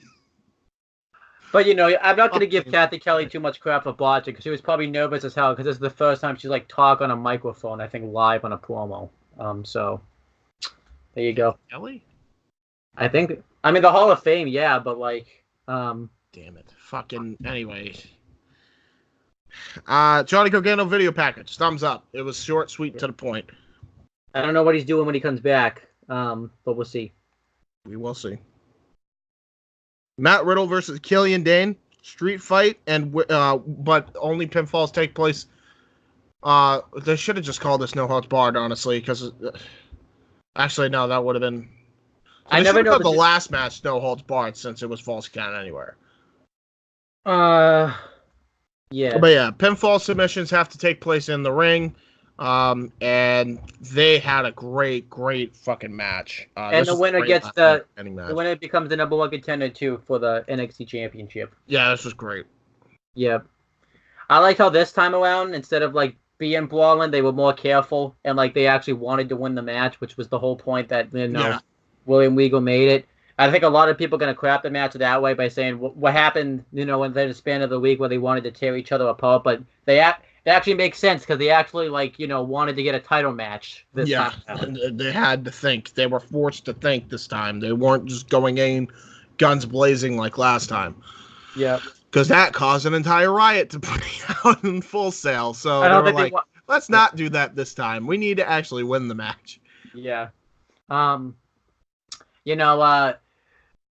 had Killian Dane towards the end of the match. You're like, oh wait, you're supposed to be breaking this down, might be. You could break it down. Yeah, Matt Riddle hits a wicked running knee across the from the apron. So the penalty kick, pretty much, and Killian Dane hits a wicked fall-away slam on the floor. We don't know what happened because it was commercial, but Killian Dane works over the ribs of Matt Riddle, and we saw that he took a bunch of chairs out, and and also a kendo stick was brought out. Matt Riddle hit the kendo stick shot really hard on Dane. I think Dane ended up hitting a crossbody on with the chair, and that's how he took control back. I thought maybe it's just me, but it seemed like the kendo sticks in NXT are more durable than the ones on the main roster. I wonder why. Maybe because they don't break into a gajillion pieces after one hit. Yeah. So then they start fighting into the crowd. And Killian Dane hits a wicked crossbody through the some platform that was supposed to be the window or the wall or something in the crowd. Yeah, the wall, and he just slammed him right through it, and then they went back into another commercial break. Yep. Then they did a wicked stomp through the table. Then they fought back to the ring, and eventually Killian Dane hits 4 Vader bombs in a row. Three Vader bombs, I think. Yeah, they tried a 4th one with the chair, but then Matt Riddle ended up getting up and then hitting him with the chair. Then he hits the power bomb into the knee to the head, which I like that. The final flash knee strike with the chair in his face. Then he hits a Broton. He hits moonsault senton. And then he makes Killian Dane tap, but he doesn't use the Bromission. He uses the Fujiwara armbar to tap him out, which was great because he pulled something that he had not used ever to tap out. I guess I got to do a rant here because then I would look like a hypocrite because I complain on the main roster when Nikki Cross taps out. And I guess I got to do the same thing here with Killian Dane because they're so crazy that they shouldn't want to be tapped out. All right. Well, first off, what do they do on the main roster, though? What do they do? Yeah, was it the same move that had been used over and over and over again for a Nikki Cross tapped out to Sasha Banks this week via the bank statement. Okay, that's not the same thing then, and I'll tell you why. Because this is a move that Riddle has never pulled out before. And he's also an MMA fighter, so when you get locked in that, you better tap out or you're going to have a fucking broken shoulder. I think he had been working on his arm throughout much of it. That was his whole strategy. He was working on the arm, working on the ribs so he could wear him down. So I don't got to rant about it then because there's no need to. Yeah. Because this actually made sense. He didn't use the Bromission to try and pass him out, and then he got it would have probably been better if he did the Bromission and then got thrown first. Then he caught him in the Fujiwara armbar. That's about the only thing you can complain about it, though. This was a great match. I gave it a 4. This was fine. Serviceable. I gave it 4 3/4. And 5. Yeah, I'll give it a 4.5 then. Then Matt Riddle has the title match. Adam Cole comes out and he starts talking crap to him, thinking that he's so beat up that he's not going to do anything about it. But then he locks in the armbar on Adam Cole, and then the rest of Undisputed Era comes in we gotta help him. And then he runs out of the ring when they have the high ground, and everyone's like, why did they do that? Why don't they just get out of the ring? Because he can run away, idiot. That's why they stand in the ring. Because why expend extra energy when you have the high ground? Yeah. So then it's typical war 101, by the way. Yeah. Or battle strategy 101. So then And it gets announced next week. It's going to be Adam Cole versus Matt Riddle for the title. A lot of people could complain about this too, because typically NXT would build to this, but since they're going up against AEW next week, they have to go as big as possible for this show. Yes, indeed. But the talk of that match might not happen because on the injury report they announced that Adam Cole's arm got injured, but I think that's a work because that's definitely a work. Yeah, 100% of work. I love that they're doing the injury reports though, because they're trying to make the fans question themselves, which is great. Yeah, good job on NXT. That's great. They're taking this seriously. It's even on No DQ's website saying, Adam Cole possibly injured, might not be able to do the match next week. But I think it's a work. There's no way they would advertise it still if. Did you really say Adam Cole snap, crackle, and pop the notes, you motherfucker? Yeah, that's what Matt Riddle said. Who did? Matt Riddle said that. Matt Riddle said that? Yeah, he said he made his arm snap. He said he heard his arm snap, crackle, and pop. In an interview? Yeah. That's the best. I wish it was rated R so that way they could have censored the F word where he just said, snap, crackle, fuck you. Right? I was at the end of the show. Keep going. That was the end of hour 1. Then we move into hour 2, where the Undisputed Era are kind of beside themselves after it happened. They showed recaps of what happened because this was on the USA Network and all that jazz. Then Matt Riddle. Let me rephrase that. I'm sorry. Rhea Ripley versus Kaden Carter. Why did they change the original name for her? What was her name before? Because I thought it was way better. Lacey Lane. Lacey Lane. I like that name so much better. I don't know why she's Kaden Carter. That's a stupid name. What is she? Related to Ethan Carter and Dixie Carter? Maybe. Why is she named Kaden Carter? This irritated me beyond belief. I couldn't believe they changed her name when they didn't need to change her name. I don't know why they changed her name. I mean, maybe it's just one of those, I can't even say it's a Vince thing because it's not even, his thing, but maybe it's probably is a Vince thing. You gotta change everybody's name, pal, so they don't use it when they leave the company. Or, I'm sorry, Roided Monkey. I gotta get used to that. Yeah. But it's I don't get it, man. She had a perfectly fine name. I don't know. Anyway, Rhea Ripley fought Kaden Carter. 3-star in my opinion too. This was a great match though between these women. Yeah. Kaden Carter, I want to call her Lacey Lane so bad. Hit awesome flurry of offense on Rhea Ripley, kind of shooting out of the gate with a drop kick right off the bat, which pissed off Rhea to the point where she hit a drop kick of her own. Then she had a bunch of wear down spots until Lacey Lane, or Kaden Carter, excuse me, ended up hitting a comeback, and she just hit a bunch of springboard moves with the arm. That was cool. I really enjoyed that. I liked her snap nair into a kick. That was cool. But eventually, to no avail, Rhea hits the Riptide. 1, 2, 3. This is fine. This is great. Good stuff. 3 stars.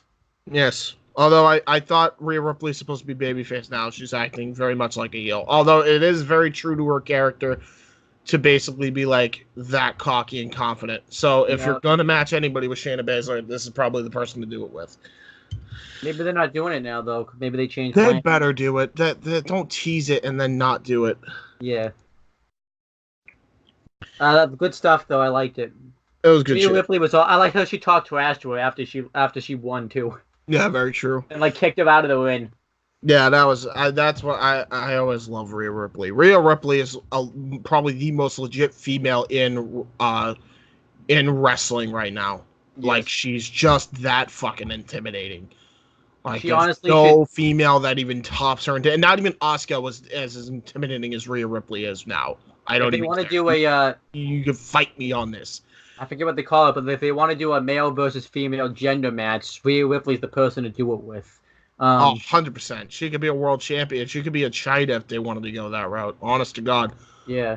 And she would produce great matches too. It's not like she's a one-trick pony. She could do anything. Yeah. You know, she showed it here. So there you go. Then we had Oni Lorcan and Danny Burch versus Everrise. That's an interesting name.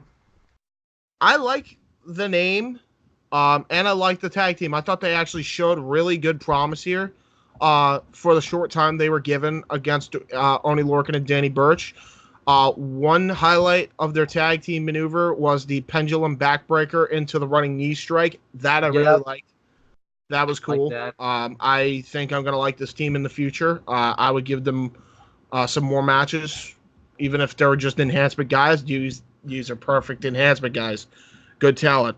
But to no avail, Danny Burch and Oni Lorcan channeled their inner fury, and they hit the elevated DDT for the 1, 2, 3, and they won. I even like to like Danny Burch is like challenging him, and like some Oni Lorcan like pops up like from the floor out of nowhere, and like and does the same thing, and everyone, and then you just hear Nigel, "What the hell was that?" We should talk about too. Oni Lorcan's been a workhorse. He's worked 205s and 2 NXTs. So Danny Burch too. They both did. No, but Oni Lorcan worked he worked a 205, wrestled Tony Nese, then he wrestled Leo Rush the next day, and then he wrestled that. Then they wrestled that tag match. And then they wrestled another tag match. Yeah, so Oni Lorcan's been like a workhorse lately. If he's not the cruiserweight champ by the end of the year, I'm never watching any wrestling again. Oh, don't even. You know that's a lie. Honestly, though, Boston Boy, come on, give him the cruiserweight title. Give Oni a chance. Yes. He must kick ass. He must kick ass. He must kick ass. Oh, if only we had Noah here for that. Yeah, right. But yeah, I thought the match was pretty good. I gave it 3 1/4. That was good. It was a good 3 1/4 tag team squash match. Really, it might be the best match, which is might be one of the best 3 1/4 matches I've ever seen in my life. Yeah, right. This is fun. This is just fun. Deanna Purrazzo and Chelsea Green were in the crowd, so I guess they're kind of going to be a team, and I'm glad Deanna Purrazzo hasn't been forgot about. Same. Cameron Grimes versus Raul Mendoza. I love this match. Really good. This was awesome. I love how Cameron Grimes goes for the stomp right away like he did with Sean Maluda, but Raul was faster and able to get out of the way as quickly as possible, and it was like, no. And then they continue to have a barn burner of a match here.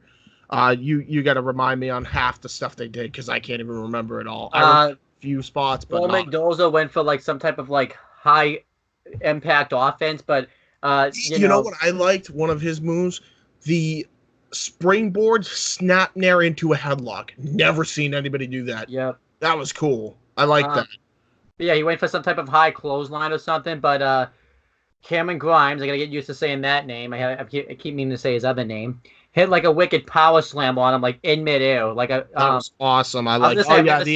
It was a Spanish fly, but instead of having him in a moonsault, he did the Spanish fly where he had him in the fallaway slam position. So he did a Spanish fly slam, which is awesome.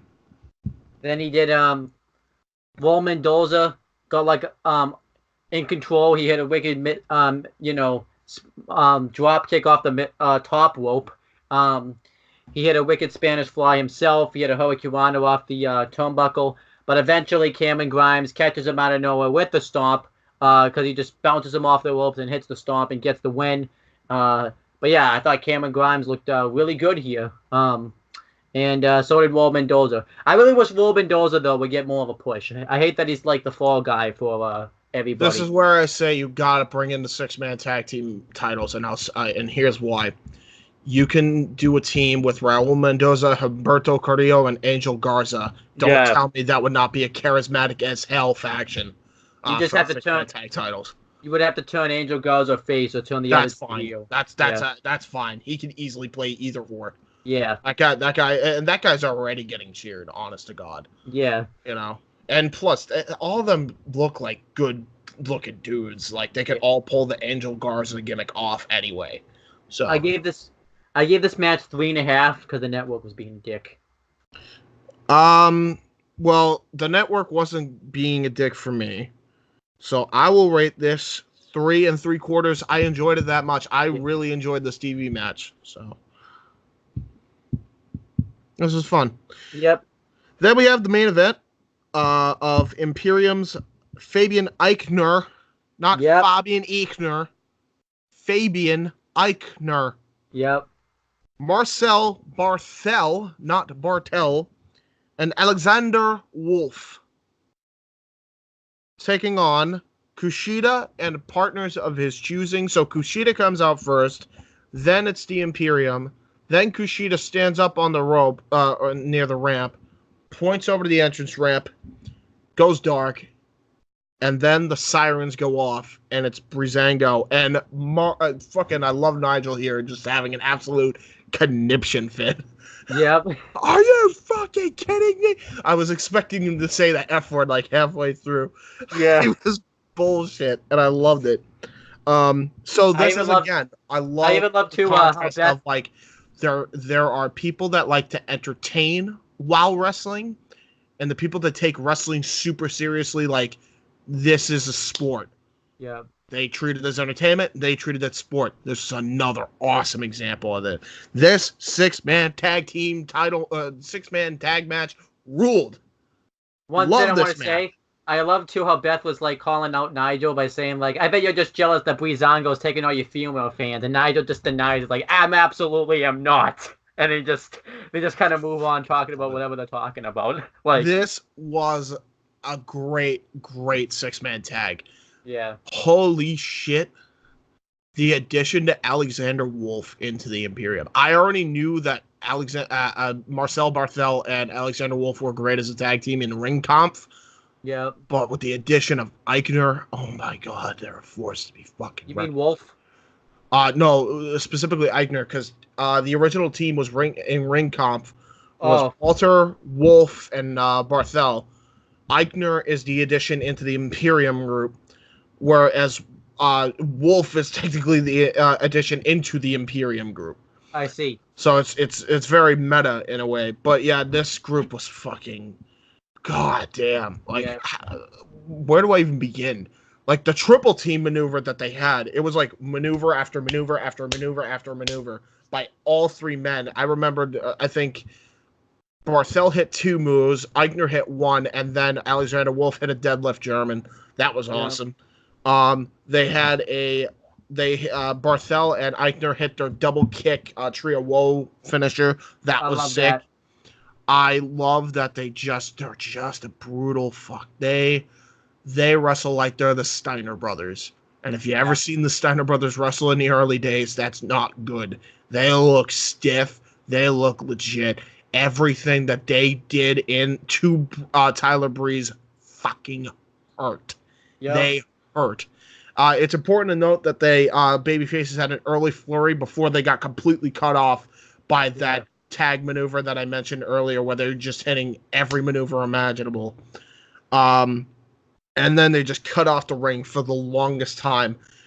There's a brief spot of hope where it looks like Tyler Breeze is going to get the tag, but Wolf and Eichner pulled down Kushida and Fandango, and then Marcel just fucking starts pounding away on him. Great heel tag team stuff here.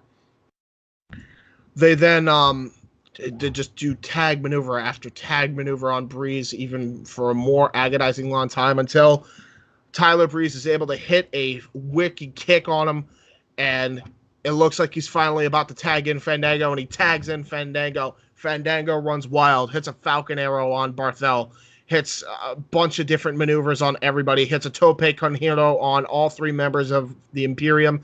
As he's doing that, there's a blind tag by Kushida right to the back while he had the tag rope. He comes in, he hits a devastating super drop kick from the top rope onto Barthel. Barthel then is about to, he's about to win with a maneuver he just hit on him. I don't remember exactly the maneuver. 1, 2, kick out. Then all of a sudden, you have Barthel and Wolf and Eichner. They're trying to help the Imperium. All of a sudden, Kushida hits the springboard kick, and then Barthel and him just have this strike war with each other. This was awesome. I want to see a match between Barthel and Kushida now, just on its own. And then all of a sudden, friggin' what's his face? He hits a surprise roll up. It was like an Arcana roll into a bridge by Kushida on Barthel, and he gets the shock win and escapes the wrath of Imperium and he runs up the stage, or so we thought. Out comes Walter, big boot, wham, and it ends with Imperium standing tall despite in defeat. Awesome way to, first off, to keep the undefeated streak of Kushida alive, and second off, to really build up a credible challenger for Walter and Kushida for the UK Championship, which I think they should, if it's a night of championship matches, they should put this title match on the next week's show. Yeah, I think so too. That would be awesome. Great way to close out the show. I love this match so far, and I know I love this match so much. I'm gonna give this a 4.25. I love this match. This is a great way to close out the show. It's not as good as Dominic Dijakovic. Like, nothing was ever gonna top Dominic Dijakovic and Keith Lee, but this is still great. And I think I give this whole show probably an A. If they rearranged some of these matches, this would have been like another S-rank show easily. I think it was just the way the shit was rearranged that just kind of hurt it just a tad bit. But still, this was a great show. This is a 95% good show. And afterwards, Breezango got Kushida up and cheered him up by having a dance party. Yeah. And Kushida ended up getting the hat, and they ended up celebrating while they went dark. And that was it. They won. And this was the match was great. This is what I like about NXT so much. Like, they even when it comes to undefeated streaks, they even protect it in tag matches. Like, they don't even want them to lose tag matches, which is I think exactly. Because they make it look credible. Like, every win matters. Yeah. And I like the setup of Walter and Kushida. This is a quick rant because it's not on the NXT. It's NXT. It's obviously on NXT UK. This just really shows you how NXT UK has no star power. They have to go get someone from NXT to fight Walter for the championship. Yeah, like Kushida, and Kushida isn't even that big of a star. He's relatively new. Yeah, and he looks way more credible than Joe Coffey and everybody else because they booked everyone else to shit. Yeah. Travis Banks should be a number one contender for that title. He's not because he looks like a fucking geek. Every week. And the same thing with Joe Coffey, and Kushida looks legit. Yeah. Because they built him to be legit. Yeah. And think about it, Kushida's only been there not a few months. Yeah. And he looks way more legit to challenge. Than half of the whole roster. Yeah, exactly. But yeah, I agree with you. A show, 95 out of 100. It was just, amazing stuff. And I'm excited for next week, which when AEW and NXT go head to head. I was going to try to simulcast it, but I can't simulcast it because my cable box shit the bed a while ago, and I'm not going to have time to get a new one before then. So I have to make the decision which one I want to watch first. And even though I want to watch AEW, I can't decide, just let alone on the NXT card alone. Let's talk about the card they have for next week. We're doing predictions. Yes. So first is the Street Profits putting up their NXT Tag Team Champion. No, sorry. The Street Profits going for the rematch for the NXT Tag Team titles against Bobby Fish and Kyle O'Reilly. Who are you picking to win that match? Picking Bobby Fish and Kyle O'Reilly. Yeah, they're retaining. Yeah, they're not going to have, Undisputed Era lose any of their gold because they just, fulfilled the prophecy. So. Yeah, exactly. So let's just tie that in. Adam Cole versus Matt Riddle for the NXT Championship. Adam Cole versus Matt Riddle for the NXT Championship. Matt Riddle versus Adam Cole. If it happens. Well, obviously it's going to happen. Come on. Yeah. Adam Cole. Yeah, easily Adam Cole. Then we have the NXT Women's Championship match. NXT Women's Champion Shayna Baszler versus Candice LeRae. I'm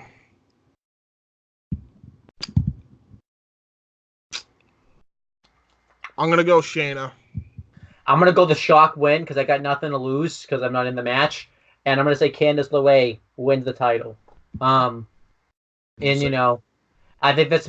I think it's gonna be Shayna because you need to have Rhea Ripley versus Shayna Baszler to take over. But still, I wouldn't. I wouldn't mind if they pulled. I could see them pulling a shock win just because this is a big show for Shayna. This would be a big show for Shayna to lose the title. It would be, but I mean, if she hasn't lost it on any of the other big shows, then she ain't losing it here. I don't think. We'll see. Because then maybe this opens up the door for Shayna Baszler to go up to the main roster and challenge Becky Lynch for the Raw Women's title. We'll see. We'll see. Which, you have to sacrifice Sasha Banks' momentum. But honestly, if it meant we got Shayna versus Becky, I would be all fine with that. So, yeah. And, like I said, I'll talk about this now.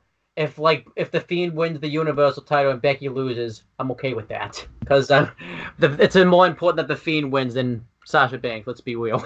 Because Sasha Banks, they've already squandered that. They haven't squandered the Fiend yet. So, yep.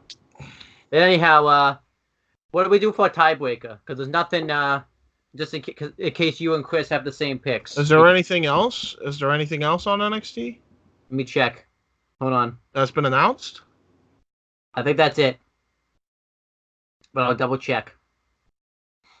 Because I'm doing this for you. Me? It's only 3 matches announced? Yeah. What the fuck, man? Well, it's a 2-hour show. Yeah, I know. It's a 2-hour show. That means they should have more matches on there. They should at least have 5 on there. Maybe I know they're doing limited commercial breaks. That's exciting. They're doing that because AEW has to do more, right? Yeah, probably. But still. Well, it's not do better, I think. Huh? AEW's also gonna do better than that. So. Yeah.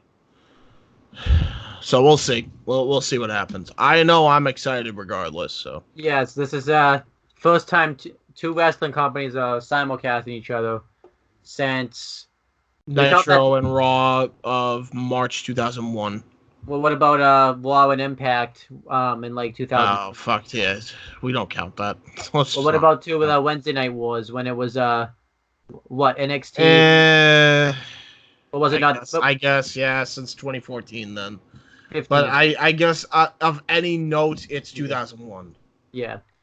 By the way, who would you say won every week? I know you didn't see Lucha at the time, but Lucha, ROH, NXT, or Impact at the time?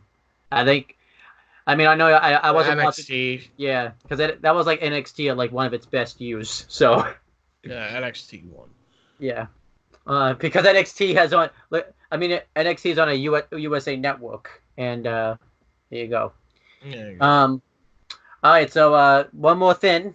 Even though it's probably a main roster related thing, but it's actually pretty damn big news. Whatever his name's going to be, John Morrison has re-signed with WWE. He re-signed, I think, Friday. Well, at least that's when we found out he re-signed. So, John, I'm actually surprised. I didn't think he would re-sign to WWE. But yeah, he's obviously he left in 2011 in November or December. And he basically made his name in Lucha Underground, Impact Wrestling, and AAA. And I shouldn't say made his name, but made his name more known in those areas since he's left WWE. Yeah. Don't know how I feel about this because we've seen a lot of people come back, like Shelton Benjamin. Fucked over. Yep, Shelton Benjamin. Well, there are my feelings. Yep. John, you're an idiot. Sorry, bud. You're an idiot. You had a better chance at AEW. You had a better chance of Ring of Honor and anywhere else you could have gone. You chose to go back to Roy D. Magoo's fucking company. Good job. You're going to get buried every week just like you did before you left there.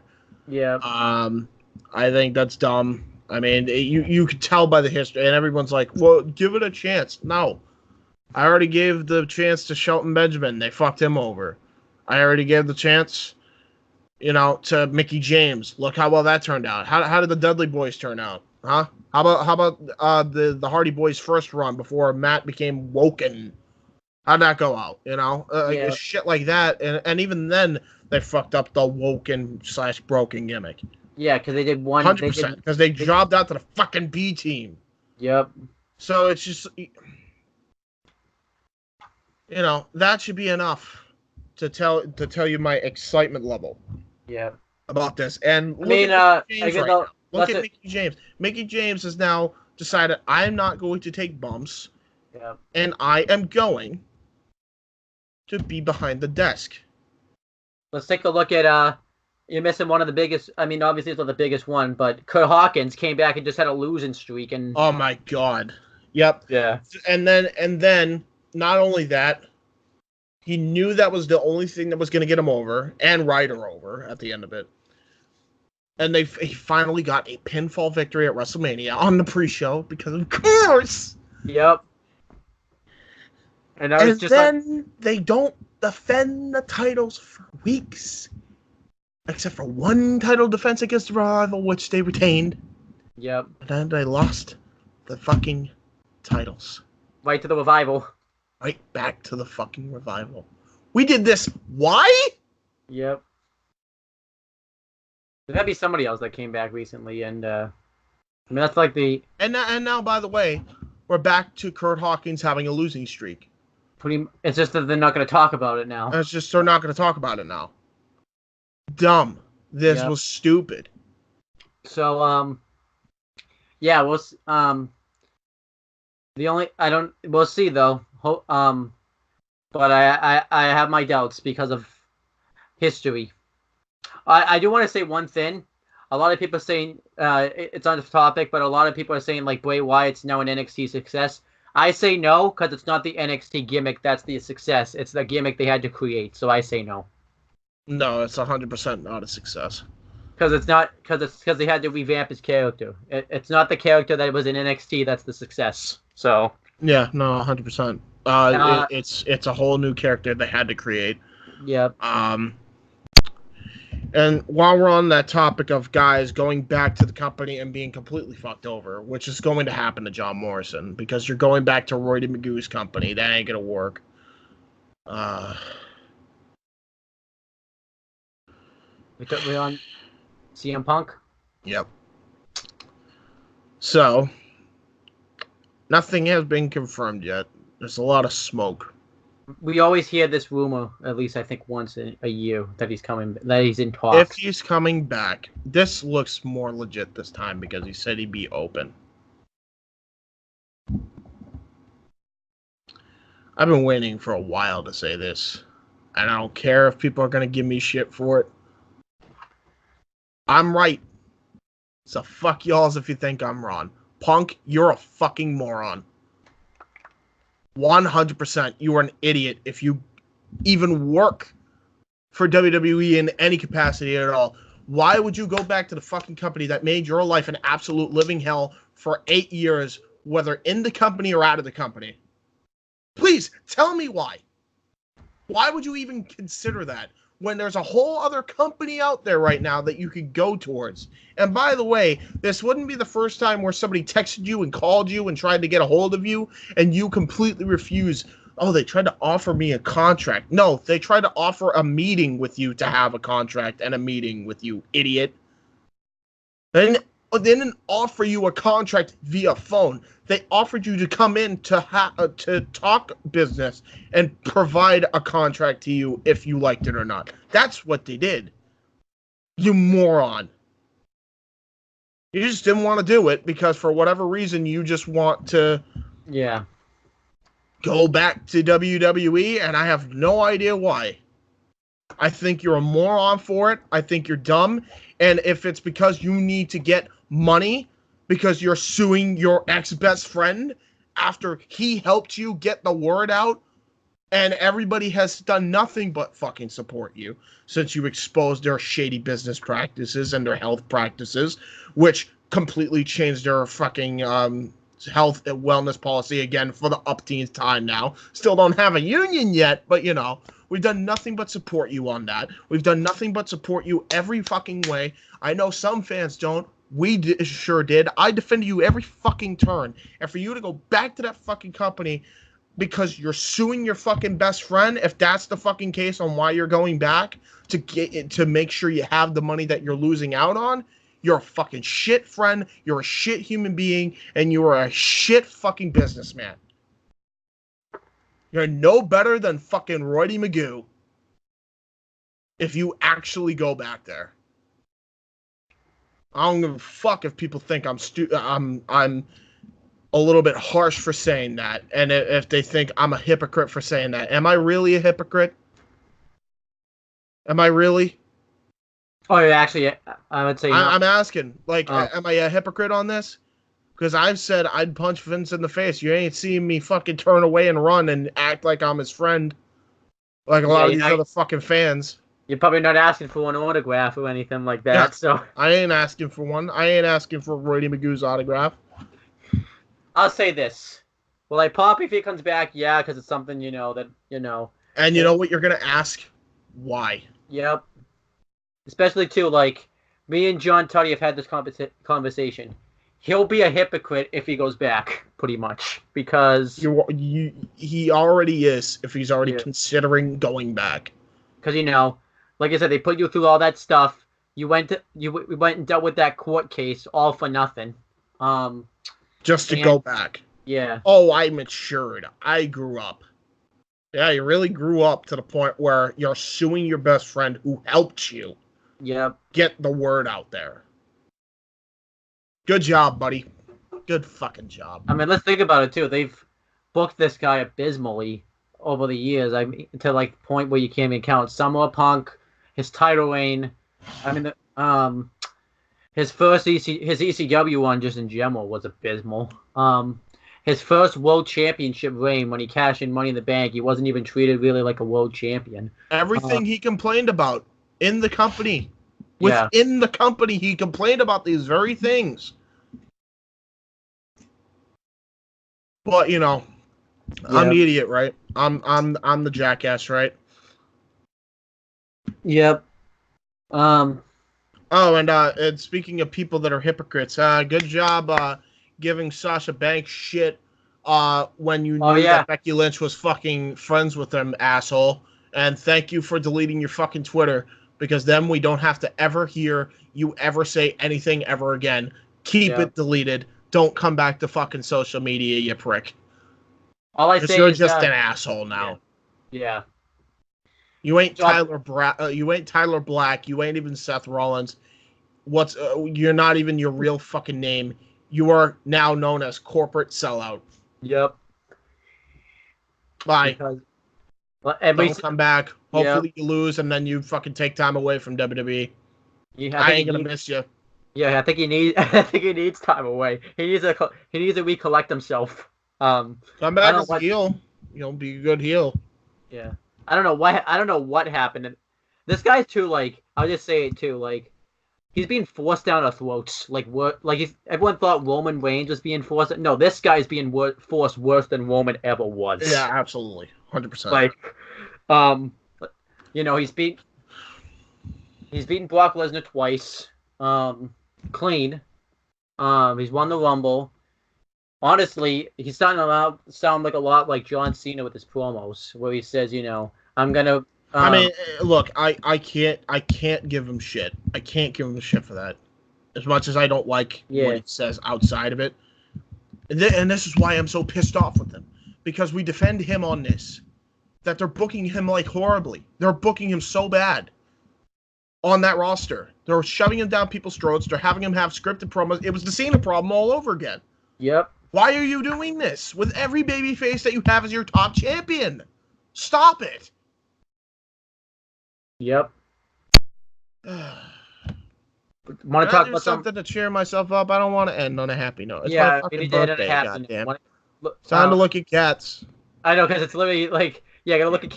We're gonna go on Bang to do it this time, because I don't want to see that weird thing again. Yeah. Bing. Bing. Did I do? Cats. Um, Cats. Images. Boom. Okay.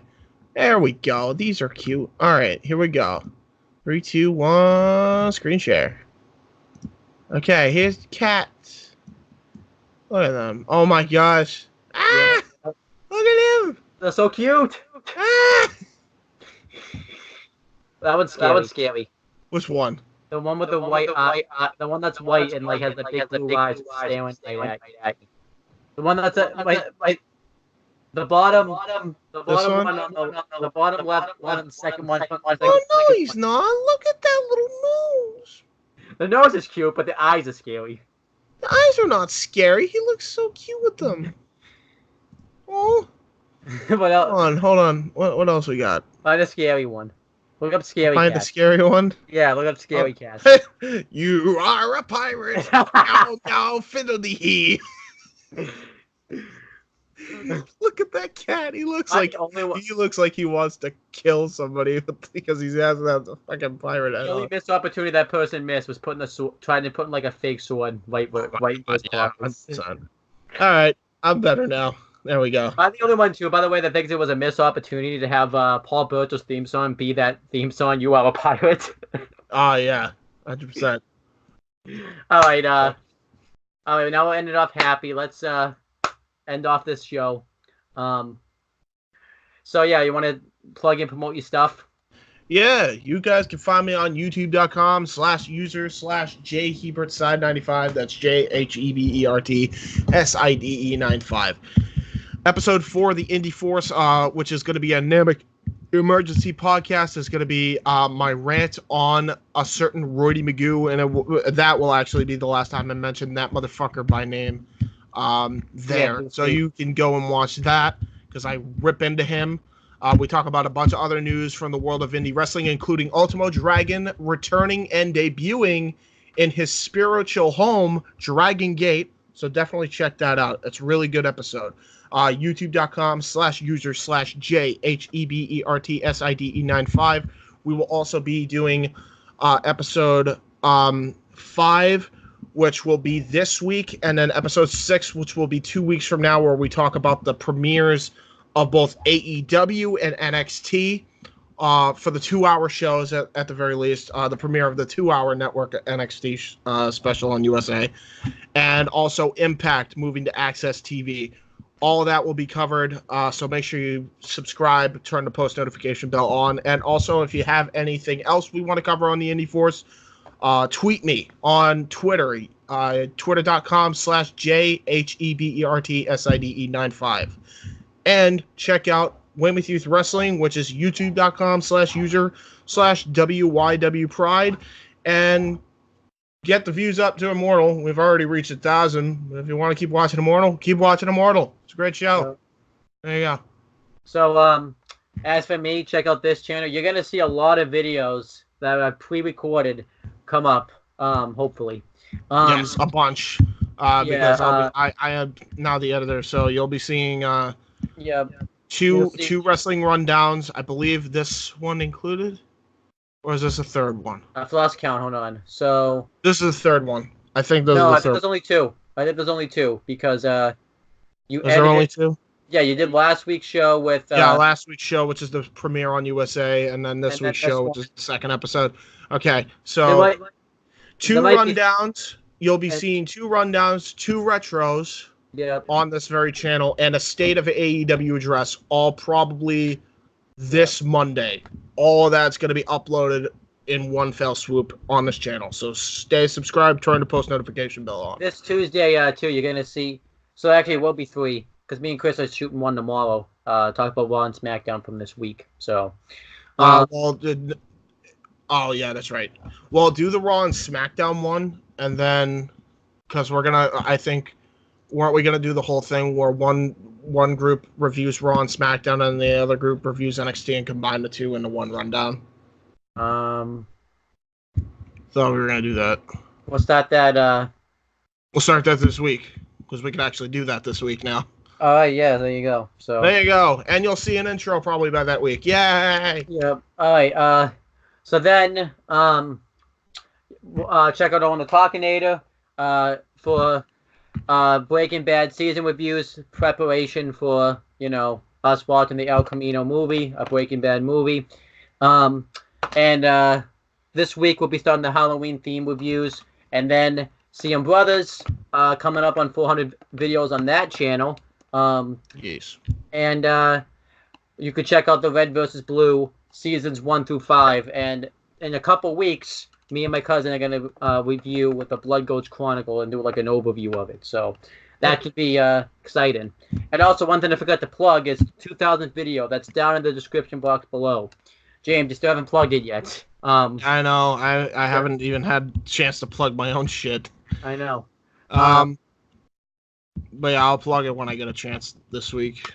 All right, so that's pretty much it, and we'll talk to you guys later. Happy birthday to me. Happy birthday to me. Happy birthday to me. I'm a fucking dumb prick.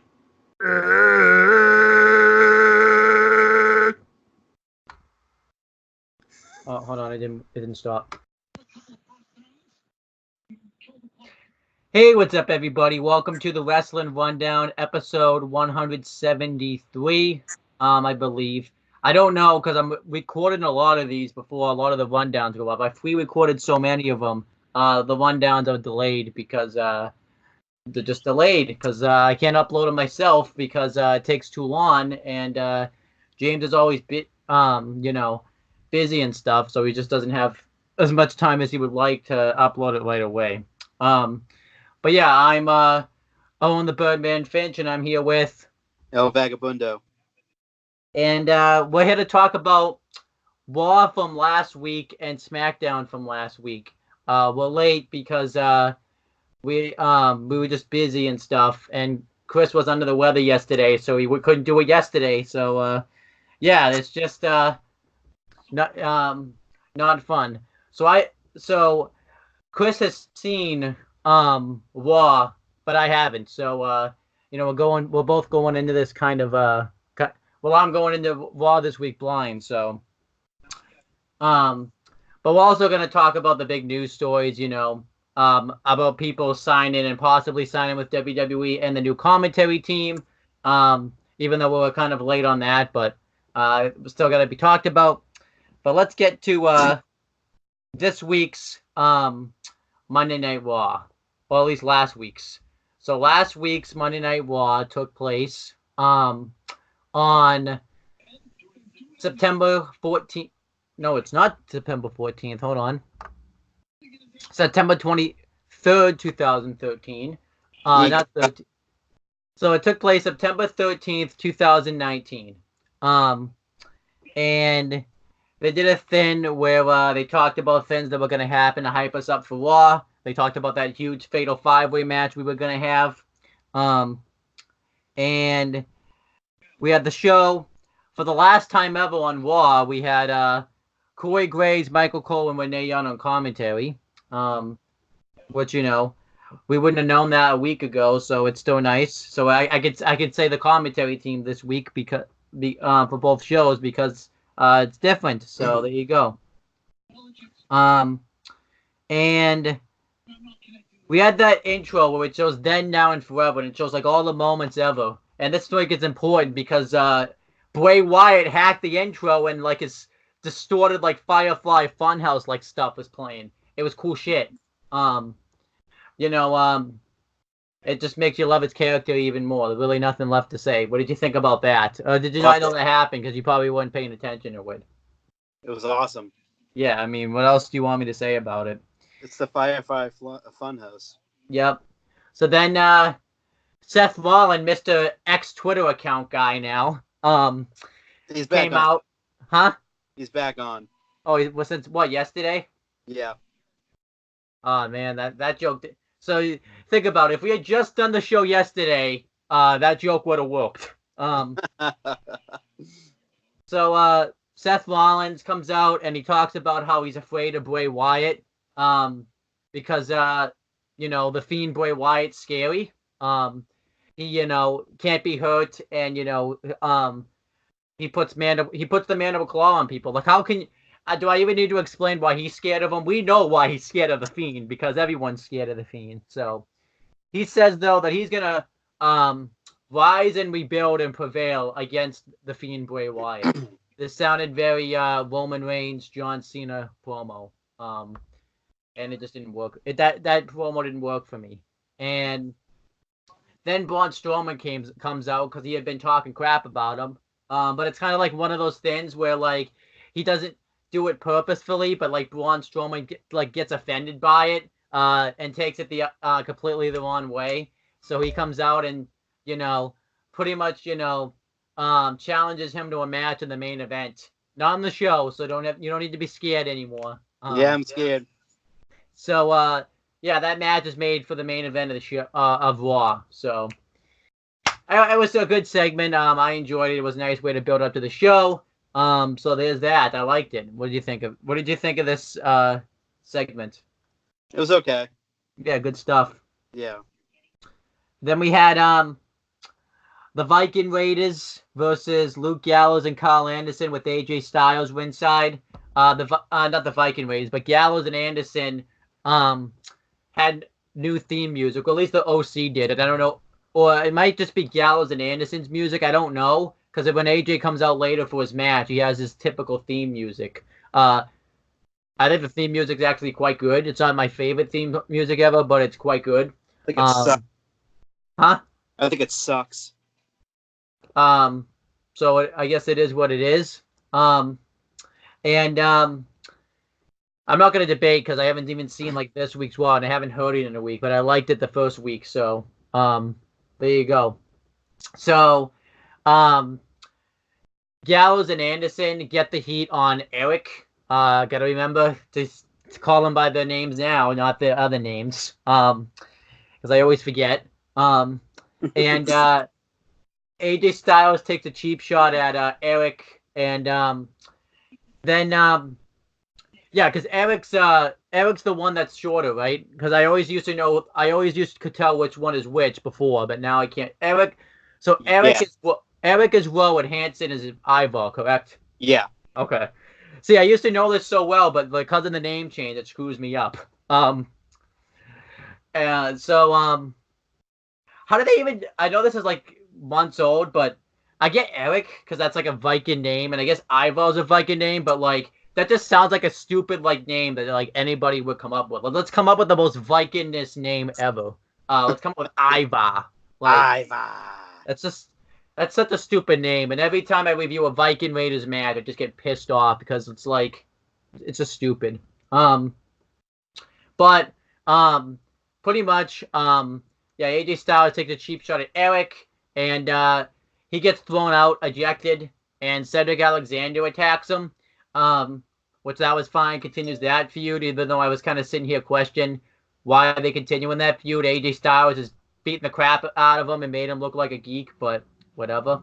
And I guess the fight got broken up backstage and stuff because we didn't see Cedric for like the rest of the show. AJ Styles just talks about his match. He doesn't even talk about really how he was attacked later, so that was weird. But yeah, the Gallows and Anderson continue to get the heat on Eric, and Ivar gets the hot tag. I'm not flipping off Ivar getting the hot tag. I'm flipping off that I got to call him those names. Yeah, you flipped off Ivar. And eventually, I almost said the Viking experience. The Viking Raiders hit the Viking experience for the win. The Viking experience hit the Viking Raiders for the win. Wasn't that the name the first time? Wasn't it the Viking experience, or was it something else? It was the Viking experience. Yeah, I thought so. I guess it was fine that the Viking Raiders won, considering the fact that you need to build up a big babyface tag team to defeat or not defeat, but to go against Robert Roode and Dolph Ziggler. I'm just not a fan. Gallows and Anderson are big examples of people who signed their contracts. It's already in the system. They can't go anywhere now, and they pretty much said, "We're gonna give this push for a month, and then you're just gonna basically be forgotten about." Because even though they're still on television weekly, they're basically just AJ Styles lackeys and nothing more. unpopular opinion, but I actually think Gallows and Anderson needed this win more because they've been kind of looked like geeks lately. Like they could have done, like a fluke roll up or at least something. I like when they can do the fluke roll up when it's necessary. They don't do it, but they do it at the times where it's unnecessary. It's weird. Yeah, exactly. Yeah. Because it would have worked here. Like you could have had, Anderson hit the higher kick in the corner, which I hate the name of that move, the higher kick. That's just stupid. And roll up Eric or Ivar, whatever one you want. Fuck those names too. See, I want to say what if one of them is the legal man and the other one isn't? What if you pin the one that's not legal? What do you mean? What if you pin the wrong man? I feel like that's happened once. But anyhow, yeah, I want to say I like this, but every time just reviewing a Viking Raiders match pisses me off because they had to call them those stupid names, and I just don't like the way Gallows and Anderson are being used. But I guess this in a bubble, this is fine. But once you pop that bubble, it's not fine. So what do you think of this? Yeah, whatever. The Good Brothers needed the win, but I can see why the Viking Raiders won. Because there's no face tag teams to face Rude and Ziggler, even though I still say, Gallows and Anderson should still be tag champions. I'm gonna keep saying that every week. They should be. Then Robert Roode's backstage, and he gets interviewed by Charlie Caruso, I think. And she asks him why, because there's a fatal 5-way match and he's in it. And she asks him why he thinks he has a chance of winning. And Robert Roode thinks that was the most dumbest question ever, because it kind of was. And he says that he has a point, though. He actually pinned the Universal Champion at Clash of Champions. And he, is on a roll right now. He hung with the Universal Champion last week. And he said he's going to use that momentum to win that fatal 5-way match. Good promo. I like the fact that Robert Roode's being pushed right now. Hopefully that sticks. Because, we've been teased with this before where, Robert Roode would get a push for a month. And then he just, he gets forgotten about. I don't like that. So, quite a good backstage interview. And, I'm just going to mix all these 3 segments, actually 4 segments in one, and just ask you each, just because they all kind of. You're not going to ask me anything. So Michael Cole then interviews Becky Lynch. And, Michael Cole is asking Becky Lynch questions about Hell in a Cell. And pretty much, he even mentions, Sasha Banks has experience in Hell in a Cell. And so that could be a benefit to her. And I like Becky Lynch's response. She's like, well, yeah, she lost. So how is that really, and how does that benefit her? And then she's just like, well, Sasha Banks looks really aggressive lately. And then she's like, well, she had to put in a steel chair just to beat me. So I kind of like it. It's the baby face that's shooting down how, the heels are, impressive and everything. So I quite like this. Becky Lynch was good in this interview, and it really hyped up my interest to want to see, I guess that Hell in a Cell match more. So there's that. Then we had Rusev versus EC3, and Rusev squashed him because it's an EC3 match nowadays. He's not allowed to have regular matches unless they want main event. And to you, those aren't regular matches. So nope, they're not. Rusev wins with the accolade. He makes him pass out. So there's that. I like the fact that Rusev's being built up strong, but like I said, hate the way that EC3 is being used. I wish they would use EC3 a lot better. But that's not going to happen ever. That guy's once his contract's up, if things don't change, he's leaving. Then Rey Mysterio's backstage, and he talks about how he's going to win the Universal Championship in the Fatal 5-Way for his son, Dominic. That's all I remember he said. So now what do you think of all these 4 segments now that I've just gone over them? They're all right. Yeah, we're fine. Then we had Nikki Cross with Alexa Bliss versus Sasha Banks with Bayley. Fine match. Sasha Banks won with the bank statement by making her tap out. Bayley had no reason to really be there. She just got her ass kicked, and Sasha Banks kicked all the ass, and Bayley just, got all the ass kicked. So, yeah, there you go. Bayley's heel turn's really going somewhere. Kicking out ass. So Still don't like the fact that they have Nikki Cross tap out. That's stupid. I know a lot of people say, well, they had Killian Dane tap out in NXT this week. That's different because, Matt Widow had him in a Fujiwara armbar that would have broken his arm, where, Nikki Cross could have just easily passed out to, like, the bank statement. We've seen in NXT, like, Nikki Cross likes pain so much, he'd rather pass out, so that makes no sense. So I don't like that. And also, I don't like the way, that the women's tag team champions are being used to, like, put over other feuds. So we wanted these belts for. But we find out that, Sasha Banks and Alexa Bliss are gonna have a match, and they've already had a match. They had it this week, and I'm kind of looking forward to that because you wonder if because that's gonna be a stiff match because they hate each other. So yeah. What do you think of this match? It was all right. Yeah, it was good. Special. The OC's backstage. They're still calling AJ Styles a mother lover, which is weird. I don't know why, but I love it. And he talks about how he's going to win the Universal Championship. Well, instead of saying motherfucker, they got to say mother lover. I like it, though. It's a nice way to get around that. So yeah. Good stuff. Street Profits backstage. They just basically do what they've been doing and run through all the segments that are going to happen on Raw. Then The Miz comes up and he announces that he's going to have Miz TV with Ric Flair and Hulk Hogan, which already happened. It happened this week. And he announces because he had just given birth to his newly born daughter that week. And I mean, I should explain this some more. I meant, he just had his daughter was just born. It just made it sound like the Miz actually gave birth. Because why would he birth out of his penis? Yeah, I don't even think that's not even possible. So, but yeah, the OC stuff I like because I like the OC stuff, but I didn't really care much for the Street Profits then, and it's starting to get old. They need to get in the ring. So there's that. What do you think of this stuff? It was. I mean, I fucking love the Street Profits. Oh, I do too. It's just it's time for them to start wrestling. Enough's enough. Yeah. Enough's enough. Wait, so. Huh?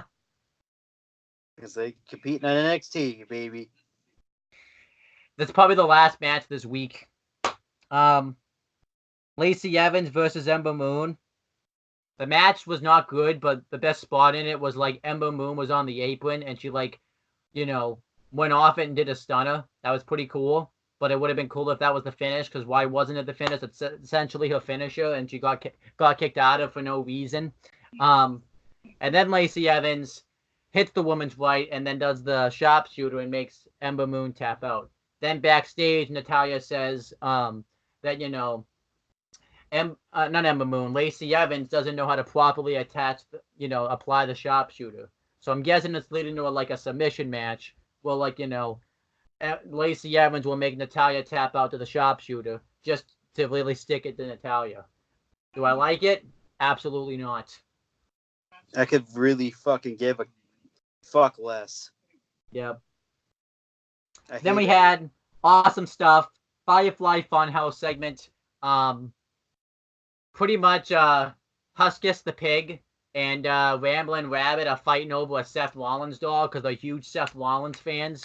But, Bray Wyatt, who's, the version that typically does the promos all the time, the kid-friendly one, takes the doll, or I should say action figure, because we got to say that, because it makes us look bad. And he says, that Seth Rollins is going to let you guys down just like he lets everybody else down. And he said that, the Fiend is starting to get hungry. He wants to feast on somebody else tonight. Awesome stuff. I mean, these Firefly Funhouse segments never get old. Unless they get that old emoji thing, and then that's not good. Then we had some 24/7 championships, a 24/7 championship segment. R-Truth ran out, and he's being chased by the typical people: Kalisto, Lindsay Dorado, Kurt Hawkins, Zack Ryder, and Mojo Rawley. Go away, Mojo Rawley. Nobody wants you there. And he's not getting fired because that's he's gonna be the one that gets Gronk to sign. So that's why that's the only reason he's got a job right now. He's there. You watch. I'm gonna laugh if like the second Gronk gets signed. He's like, okay, we've done what you did what we wanted you to do. You're fired. You got out of here. Get the fuck out of here. Anyhow,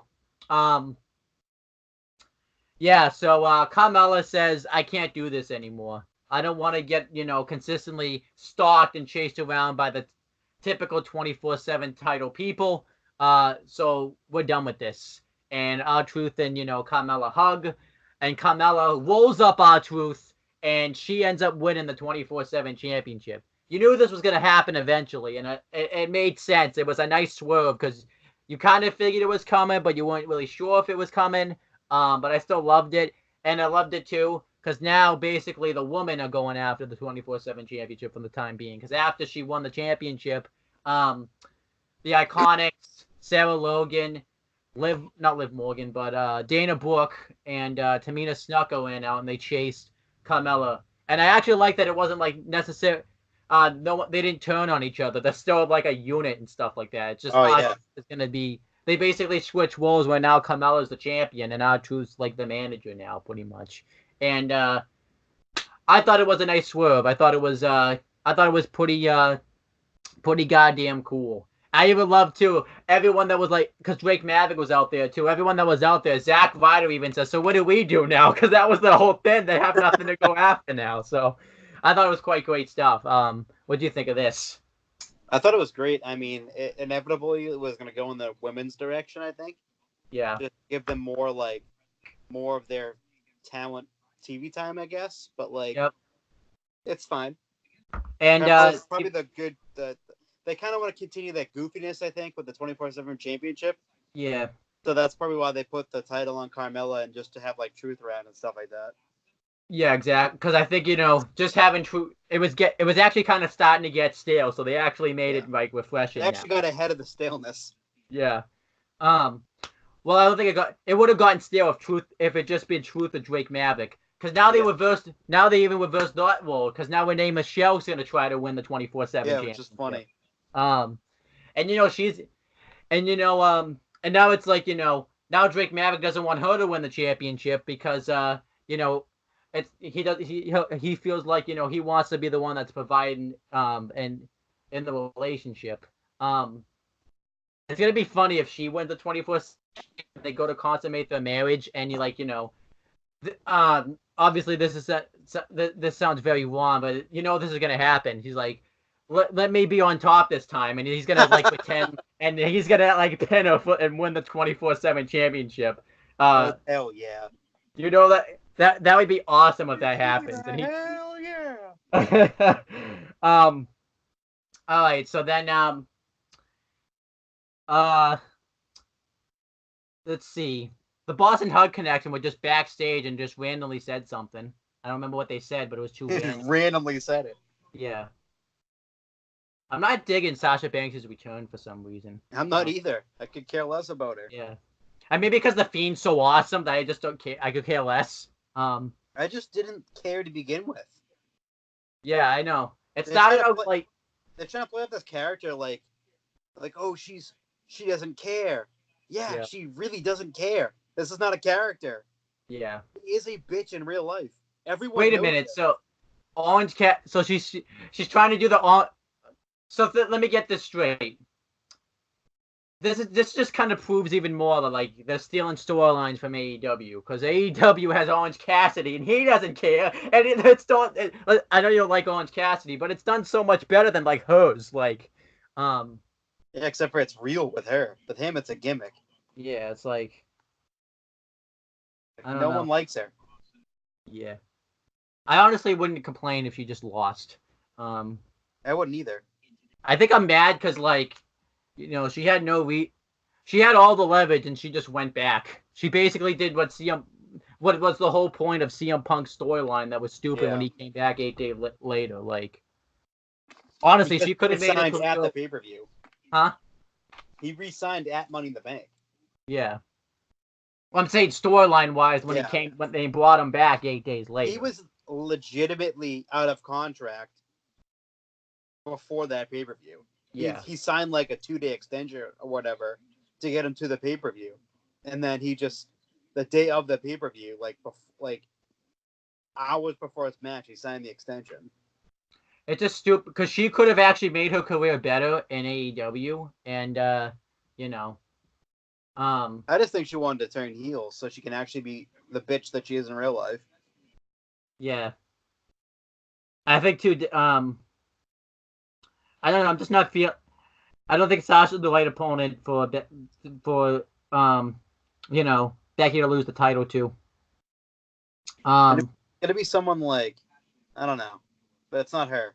Yeah, it's got to be. If Shayna Baszler loses the title tomorrow, she's probably getting called right up to the main roster and feuding with She's Becky. she's 100% getting called up. Yeah. They want her on the main roster. Yeah. That's almost a guarantee. I just don't. Yeah. But yeah, I'm just not digging the heel. Not digging Sasha Banks. So let's say that does happen, and she hypothetically she does lose the championship on Wednesday. Like, would the 4 horsewomen get together? Well, we don't have Wanda. So yeah, would Ronda come back? But maybe. At the same time, it wouldn't really make any sense either because they're just having this personal feud. The Sasha, Bayley, Becky, and Charlotte. Yep. Would they put them all on one brand? I don't know. All 8 of them? I don't think you can do that. No. Honestly, because that'd fuck Raw in the worst way. And Smack. Who the hell would be on Raw? Yeah, exactly. Ember Moon? Would she be the top superstar over there? I guess so. Who the Iconics? Alexa Bliss? I wouldn't even know. Then we had Shinsuke Nakamura and Sami Zayn backstage, and Sami Zayn's hyping up Shinsuke Nakamura, and I love it. It's just great. Sami Zayn's awesome. Then we had Chad Gable versus Ken Corbin. He's got new Ken attire now. It's like darker, and he's like the dark Ken. And I hate. Obviously, I'm gonna rant about this because I hate it. They basically messed up his Ken theme with his current theme song, and I hate that. If there's anything I hate in wrestling, it's just when they mesh theme songs together. Because I'm ranting about that on SmackDown this week. Yeah. Because I did that last week, and Ken Corbin, sorry, talks trash, saying that Chad Gable was nothing but like a peasant. It's that typical Ken gimmick we see in WWE. And this match I thought was, real good. I thought the match last week was better. But, Chad Gable hits a moonsault and he gets him into the ankle lock and it's looking like he's going to win. But then Ken Corbin hits him with his, that nightstick that Kens carry. He beats the crap out of him. And I like this finish because it protects Chad Gable from losing. But it also protects Ken Corbin from losing because he just want Ken to win. You can't have him lose right now.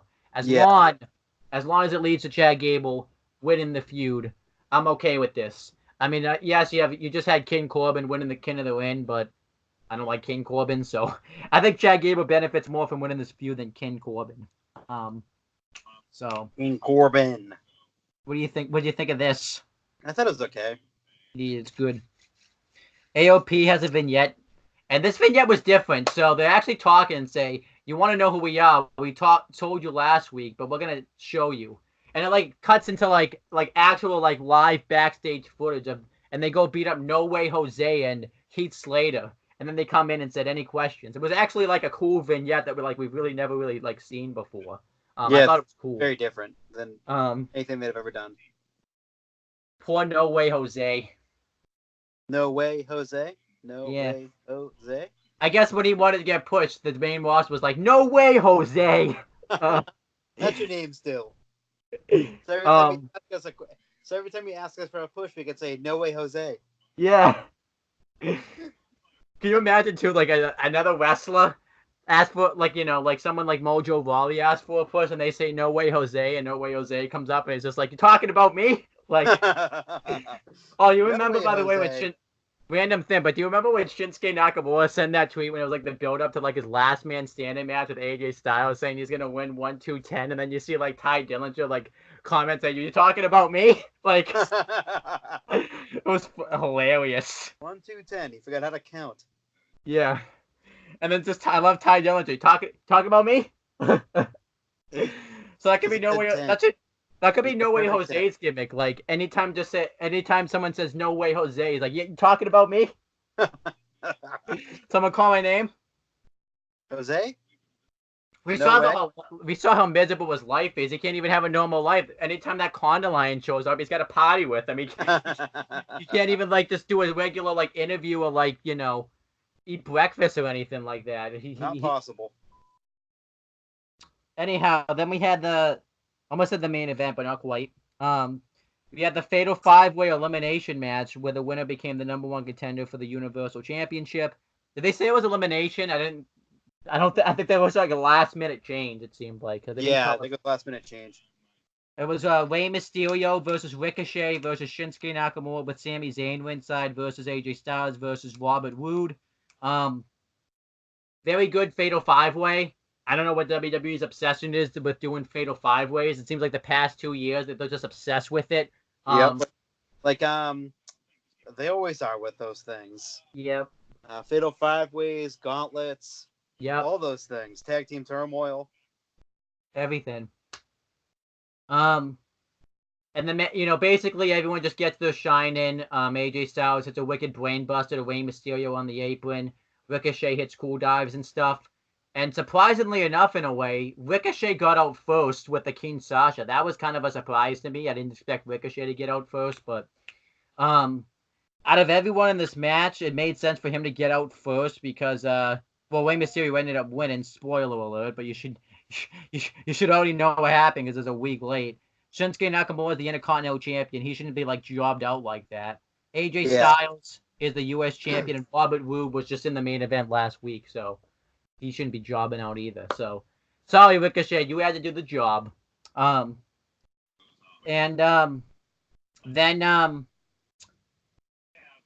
I believe AJ Styles eliminated Shinsuke Nakamura with the phenomenal forearm.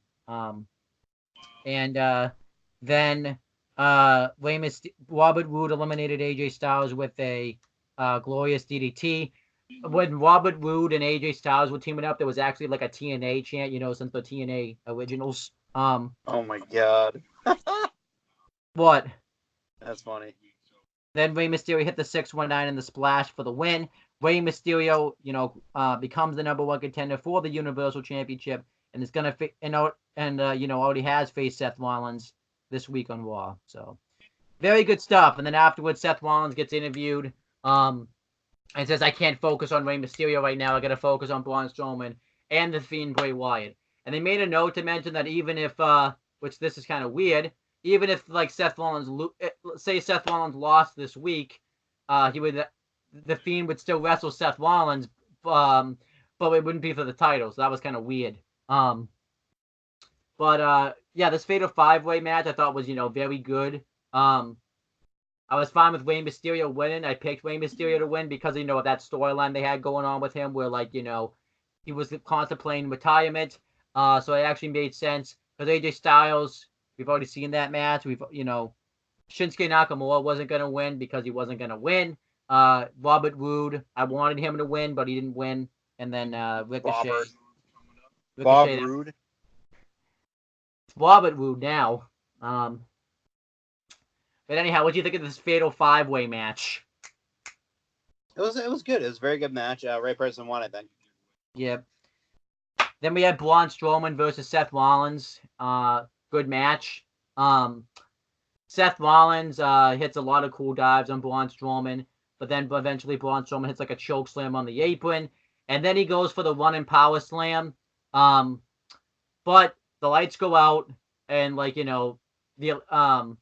with the Fiend Bray Wyatt's sounds go off anytime he teleports to the ring. And when the lights come back on, this time though, the Fiend already has Braun Strowman in the mandible claw, and he puts down Braun Strowman. Then he looks at Seth Rollins, and Braun Strowman starts to get back to his feet, and he just puts the mandible claw again on Braun Strowman, and then the show goes off the air. The finish was awesome, and this just I hope this really shows like that Vince actually cares about this gimmick because, you know, even though we crap on Braun Strowman, someone that he's always kept looking strong, and the fact that the Fiend got to look strong on Braun Strowman, I thought was absolutely awesome. Like, it was great stuff, and you know, they need to put the championship on this guy. And let's see, I'm questioning about saying this, but I guess I got to say it. I'll make the call now. I've been very critical of them doing these shows, but I want it to happen so much that if Bray Wyatt, the Fiend Bray Wyatt, wins the Universal Championship, I will sit down and watch Crown Jewel. Ooh. Two, I should say two, not the because you know, because I want it to happen like so much that I will suffer through that show just for that one thing to happen, just because it needs to happen. So Ooh. I've said it now. Now I gotta live up to my word. So let's see if that happens. But what do you think of the finish? Liked it. It was awesome. Fiend. He's a fiend. Yep. The Fiend. Puts him over more. Apparently, too, they botched the Finn last week because Seth Rollins started to fight back, and you know the Fiend's like Finn went off and he disappeared, but apparently like they didn't talk in the arena enough so they could actually see like Bray Wyatt backstage. Too early. Huh? He left too early. Yep. Or entered the ring too early, or whatever it was. So that was not good. Hopefully that doesn't happen again. So don't let that happen again. I hope it happens all the time. I hope he just goes out with like all the lights on, and they just play like this. They play the screeching noise and the spotlight and everything, but like the lights are still on. You can see him. What if the swerve at Hell in a Cell is he just goes back to his old gimmick? He goes back to Husky Harris. Oh my gosh, yeah. That was Raw though from last week. I thought Raw was a good show. I love the finish. I'm gonna give Raw a B-, and I'm giving it an 84 out of 100. I agree too. If you thought Raw this week was good, you're gonna be blown the fuck away by what happened last night. Yeah, I'm watching it. It was fucking crazy. Because I'm watching it once I get off the Skype call with you. So, it's like it's insane what happened on that show. I'll say it. It's crazy. I know. It's insane. I know nothing. So, I want to know your thoughts after you're done watching it. Okay. Like send me a text. I want to know how like. Like, do you want me to like? Is there certain segments you want me to text you? Like, I mean, obviously you can't say without spoil it, but do you just want me to wait till like I finish the whole show, or do you want me to like do it like segment by segment? Segment by segment. Okay. I'll just tell you right now, first and last. Okay. Are the most interesting. All right. So then we had SmackDown, which took place on. I'm really. You know, in a sense now, I kind of don't want Bray to win the Universal title because then I got to watch Crown Jewel too. But you know. All right, so SmackDown last week happened on this is the last SmackDown on a Tuesday on USA Network. On September 24th, 2019. Huh? It's strange because you've had SmackDown on Tuesdays for so long. Yep. Like live and taped in a way because SmackDown's always been taped on a Tuesday. Yeah. So having it not be like tonight because tonight's Tuesday for us. Yeah. It's weird. It's like I don't even know what to do. Like what do I do? I mean, it's not weird for me because I got War to watch. So. Yeah. But like it's like there's some SmackDown tonight. Like what do I do on a Tuesday now? I know. Yeah. All right. So yeah, it's in WWE.com exclusive, hyping us about what's gonna happen.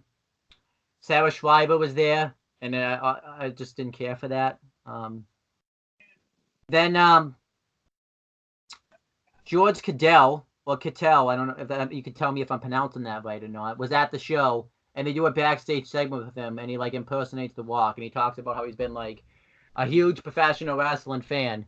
Now, obviously, since I'm from Boston, I'm gonna get like a lot of hate for this. I actually would be more in favor of this guy coming to WWE than Gronk, because it seems like it seems like he just wants it more than Gronk does. Like, he actually, like, legitimately is more of, like, a fan. And I just think, like, you can get more out of him. Probably not money-wise, but, like, he just got that personality and stuff that Gronk doesn't have. But, obviously, look, I'm gonna shut my camera off right here, and I can't be hurt. So, see, you can't hurt me. So, all right, now that I've said that, we're gonna move on, because I'm getting into uncharted territory. So, so we had on commentary for SmackDown for the final time, Corey Graves, Tom Phillips, and Byron Saxton. You must be pumped now that that's the final time you're gonna have to hear Tom Phillips for a while on commentary. Yep. So it starts with Eric Rowan. Not long enough, though. Huh? Not long enough. You know he's going to be back on commentary at some capacity. December. What do you mean? December? Because I'll talk about it after. Okay. Once we discuss the commentary changes. Does it spoil Waller at all or not? No, it doesn't. Okay. So Eric Rowan cuts a promo, and he basically comes out and he cuts kind of like the same promo that like, you know, Shinsuke Nakamura kind of cut when he turned heel, how he's like sees himself as like an artist kind of in a way, but he doesn't call himself an artist. It was weird. I wish he would have called himself an artist. And then I don't know what to call him here, because it was like it was a mix of like Daniel Bryan, but it was also the new Daniel Bryan all in one thing. It was he wasn't the new Daniel Bryan, so you didn't get that yet. Damn it! But it was I don't know what he was. He was a guy. It was because it was like it was the mix of his old character, but also with this like new character, and he basically challenges Eric Rowan to a match. And I love the way it was booked, where, you know, Daniel Bryan like basically got like no offense, but like, you know, it was like an underdog way where he got enough offense in where it didn't make him look bad.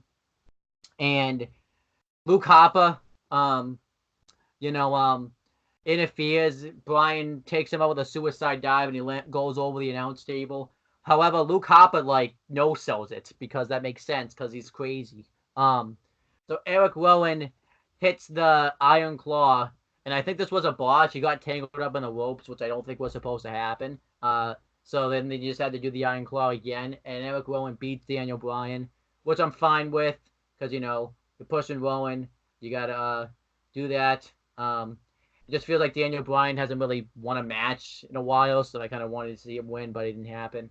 Then the Harper and Rowan, I almost call them the Bludgeon Brothers, but they're not that right now, so I can't call them that. Tear apart the announce table, and they're gonna put Daniel Bryan through it, but Roman Reigns comes out, and him and Bryan fight off Harper and Rowan. And I even love too, he goes to help up Daniel Bryan, or the new Daniel Bryan, whatever he is. And he pushes him away, and basically, even though he's not doing the gimmick, he basically kind of brings it back in a way by saying, I just need a one-word answer, and ask, will you team up with me to face Harper and Rowan at Hell in a Cell this Sunday. At least it's a Sunday for us, but it was like 2 weeks for him. And I like the segment. Now, obviously, I would have been in favor of this like a month ago, but now I really hope it's not leading to like Daniel Bryan like swerving everyone and him being aligned with Harper and Rowan along, because now it won't make any sense at all, considering the fact that, you know, he's been beating the crap out of so much. Like, it won't work now. But I mean, I guess the way it could work is like Daniel Bryan could say, you know, I had to test to see if he was ready by like having a match with me and stuff like that. They could go that, you know, Pentagon Jr. Vampiro storyline, but I just don't think really this is gonna work. Because if he, you know, it's just a lame way to get to Roman Reigns versus Daniel Bryan. At that point, you should have just done the match already. But yeah, I quite like this. But like I said, do not have like the swerve happen. That would just be stupid. But what did you think of this? I loved it. I thought it was great, and I love the fact that they're kind of going like with Bryan back to the S movement again. Yeah. he kind of brought that up too when he was trying to get the crowd to do the yes chant if they wanted the match at Hell in a Cell, and I think they're gonna go back to it because I think they realized that hey, that gimmick was super over and he's wicked stale now. Because like the gimmick was the new Daniel Bryan at the beginning was awesome because he had so many baby faces to go up against, and then all of a sudden everyone turned heel. And it was like, okay. And then Kofi won the championship, and he was taken off TV after Mania. Yep. And then it was Kevin Owens. And Kevin Owens randomly turned babyface, and they forgot about that feud to begin with. Yep. So then, Michael Cole interviews Kofi Kingston about his WWE Championship match coming up against Brock Lesnar. Before that, they had showed a Brock Lesnar video package showing how dominant he is. And Kofi Kingston said he's taking this match because he's a fighting WWE champion. He talks about how he's beaten all the top guys, on SmackDown, even though half of them are like Raw guys because of the wild card rule and all that type of stuff. And obviously we have to have a talk. Dolph Ziggler, a top guy, and you're trying to justify that by saying you're going up against Brock Lesnar. Okay. You know how I feel about that. We're gonna leave it inside. We're gonna leave that anger inside because you're too sick for that. So then he says that he's gonna beat Brock Lesnar because he still feels like he has more to offer as champion on SmackDown because he thinks, everyone thinks Brock Lesnar's just gonna win the championship because it's going to Fox and they need to, and he'll win the eyeballs, but the New Day can do that too. But that's the reason Brock Lesnar's win the championship. So sorry, Kofi. I honestly, it's time for Kofi to lose the championship because he's gotten really stale as like a champion, pretty much. So it's time for him to lose. Because obviously, too, if he beats Brock, he has no one to go up against after that anyway. Yeah. He's beating everybody. Really beating everyone. His championship run kind of I think it got stale, like around the time that Dolph Ziggler feud started up. That's kind of when it got stale. Then it kind of like picked up fire again with the Joe feud, but then the match was disappointing. And then you knew it was just like Joe going to lose because, like I said, Joe talks, but they never have him win. Can't have that. And then the Randy Orton feud could have been something, but then the matches were disappointing, and then after SummerSlam, the feud like fell off the rails, kind of. So his champion, and like I always say this too, his championship run should have ended quickly because like I always use the Sami Zayn comparison. When Sami Zayn, after chasing for like years that NXT championship, when he finally won it, he lost it 2 weeks later because, like I said, not 2 weeks, 2 months later. Like I said, the thrill of the chase is better than the title reign itself, and that's what should have happened with Kofi. So that's just my thoughts. But what do you think of this segment and everything? And if you want to talk about what you think of like Kofi's reign, and stuff, since this is the last week we're going to talk about it. I loved it. I've loved the reign, but it's got to end. I thought it should have ended with Randy. Yep. So then I hated this next segment. It was too much for me. We had Chad Gable versus Mike Kanellis. So Chad Gable cuts like a promo. I don't remember what he said, but whatever. Mike Kanellis comes out and he wants to redeem himself to his wife. And Mike Kanellis is calling him Shorty. Now go and find the Google images of this. Mike Kanellis is not that much taller than Chad Gable. Like, really. Like, that makes no sense. And I pissed off because, like, they could have a killer match on, like, 205 Live. But there was just a squash of, like, Mike Kanellis. And it makes Mike Kanellis look bad.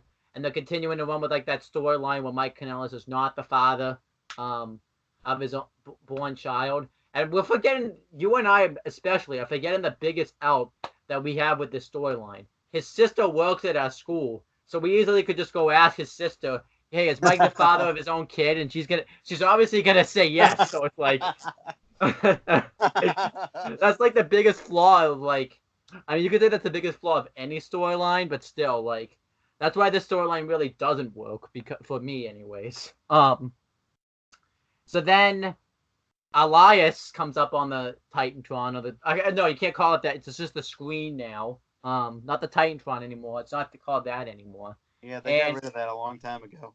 He makes a ton of short jokes on Chad Gable, and this was just too much. Too much for me. The Chad Gable short Couldn't joke handle of it. that. Oh baby, couldn't handle it. This was just too much for me. And then obviously I hate the way Mike Kanellis is being used. So this segment wasn't having it. Not for me. I'm not having any of this crap. What do you think of this?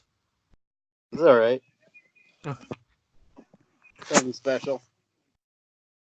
I thought you said nothing. I thought you said something special instead of nothing special. Nothing's anything special. Charlotte Flair's backstage. R-Truth is keeping guard of Carmella, and like he's worried, that she's gonna pin him and win the 24/7 championship. But she said that she has no interest in that, which I think that buries the championship. And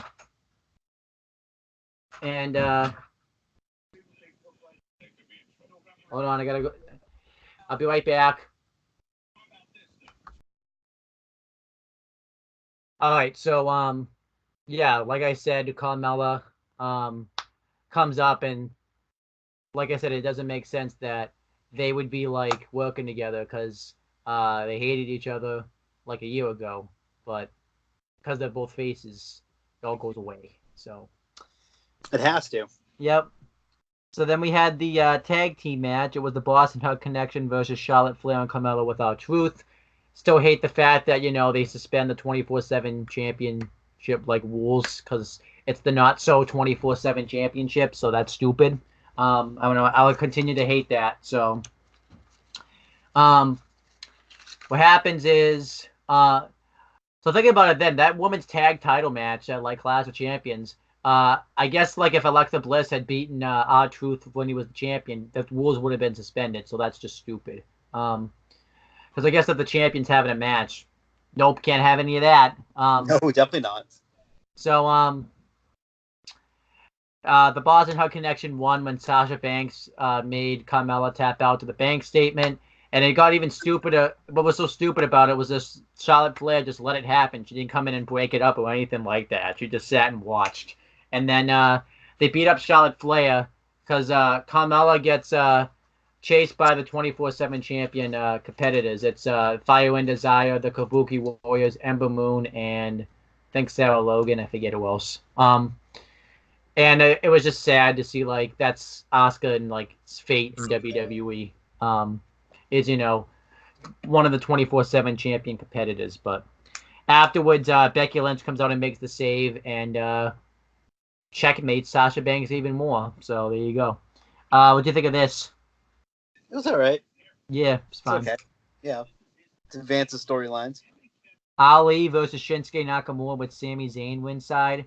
Nakamura won with the Kinshasa in a very good match. Now, a lot of people are going to complain because Ali lost, but I'm not going to complain about it because it would have been, if Ali had won, it would have been predictable stuff where Ali has to win to set up a title match. I like the fact that Nakamura just won because he should be booked strong because this new Sami Zayn alliance will be pointless if he stops losing. So I like it. So there you go. That's what I have to say about that. And Sami Zayn's still awesome. Disappointed he didn't have a microphone to like give us like play-by-play analysis of a Nakamura match because that's 5 stars. But what do you think of this? It was a good match. I like the fact that they actually went forward with the match this week. Yep. Instead of not having a match, but yeah, it was good.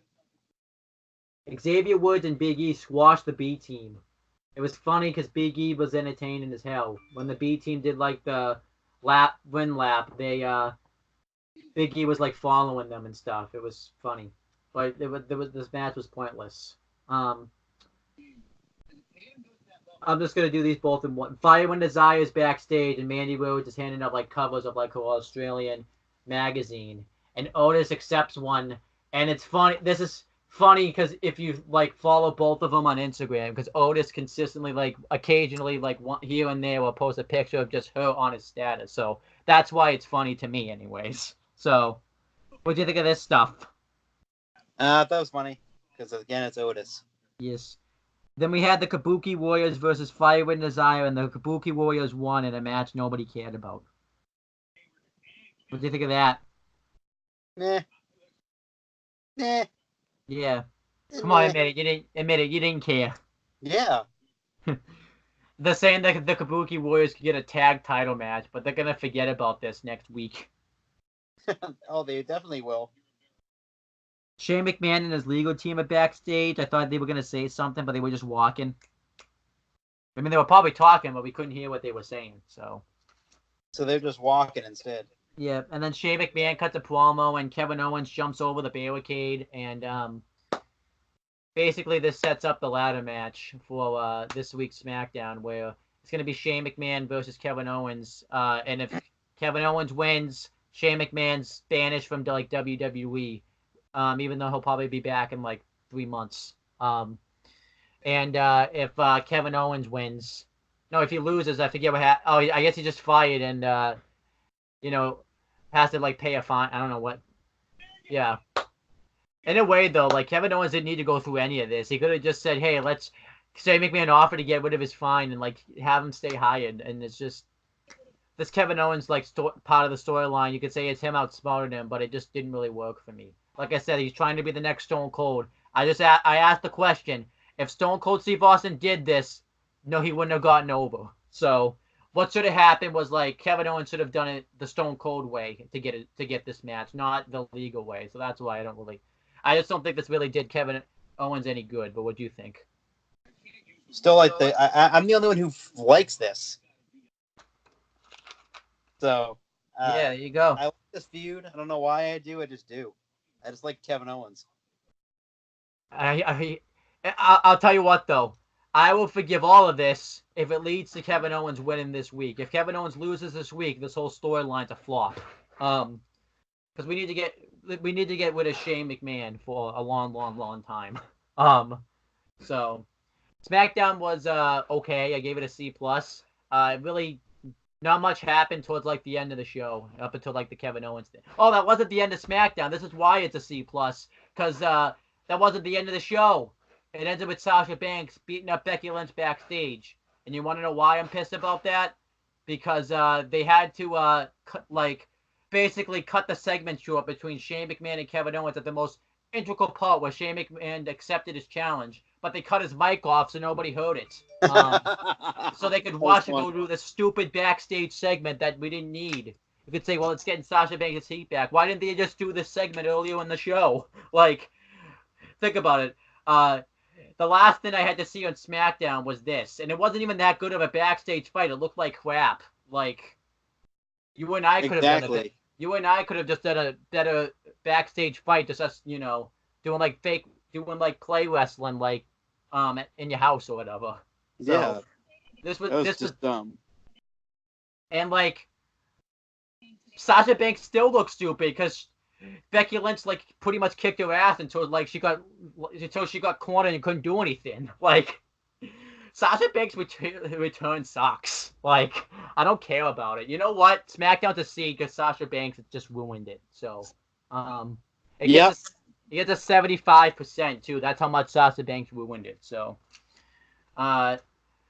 didn't care about any of that. I bet Sasha Banks looks like the only thing that represents Boston that you hate. Every other team that represents Boston and wrestler that represents Boston you love. But Sasha Banks, you're not having any of that. So. Nope. Fuck him. Fuck her. What do you get SmackDown? C. What's percentage? 7.5. You could have just said 75, not 7.5. Like 7 and a 5. That doesn't make any sense. With a 0, and then a slash, and then a 0. All right, so it was like a 70 out of 50. What the heck is he doing? What graded system are you using? All of them. You need to change your graded system. That's not good. Anyhow, what we were going to talk about. Oh, we have a new signee to WWE. John Morrison's coming back. So he says. Which I'm kind of excited about. He left WWE in 2011, and he's mainly been known recently for his time in Impact, Lucha Underground, and AAA. I'm very surprised he signed back with WWE because I thought he was going to go to AEW, especially because like him and his wife were like on a recent episode of Being the Elite, so I thought for sure he was going to AEW, but I guess he's not. But I'm excited to see him back in WWE. I don't know what's coming from him. I am concerned though because look what happened with Shelton Benjamin. That didn't go very well. But I'm excited to see what happens. I think he's gonna go to SmackDown, and I kind of hope he's like pushes like one of the top names on SmackDown. So there's that. What do you think of John Morrison being back? Like it. Yeah. So there you go. So then you talked about this one because you've talked about this possibility that CM Punk might come back. You want to talk about that? It very well could happen. Yeah. He shot it down recently, yesterday or today, and but he wouldn't be. I don't know if he'd be employed by Fox, or if he'd be employed by WWE. That's the thing. Like I think if he does like that backstage thing, he'll be employed by Fox. But I could see still like even that like WWE could still offer him something like a contract, even if And the thing with him too is he's not on good standing with AEW right now. Yep. He's already burned that bridge, so he can't really go there because they were pissed off at him because of the fact that he revealed that he got a contract offer via text from Cody, and they were none too pleased with that. They were very pissed off. I heard though, like his side of the story is like not like they didn't offer him like necessarily a contract via text. They offered like a meeting, which would have been a contract, but he's saying like it was like a contract via text. You know what I mean? Like yeah.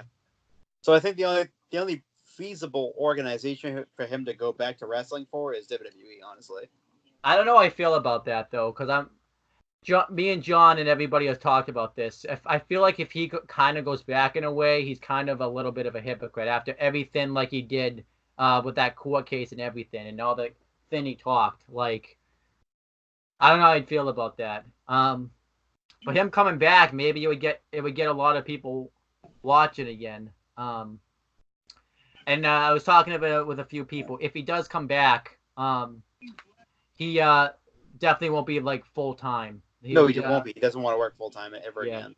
So there's that. But I'm interested. I mean, I'm not gonna lie though. Even though I say that, I'm definitely gonna pop when he comes out because it would be awesome to see him back in WWE. So. Oh yeah.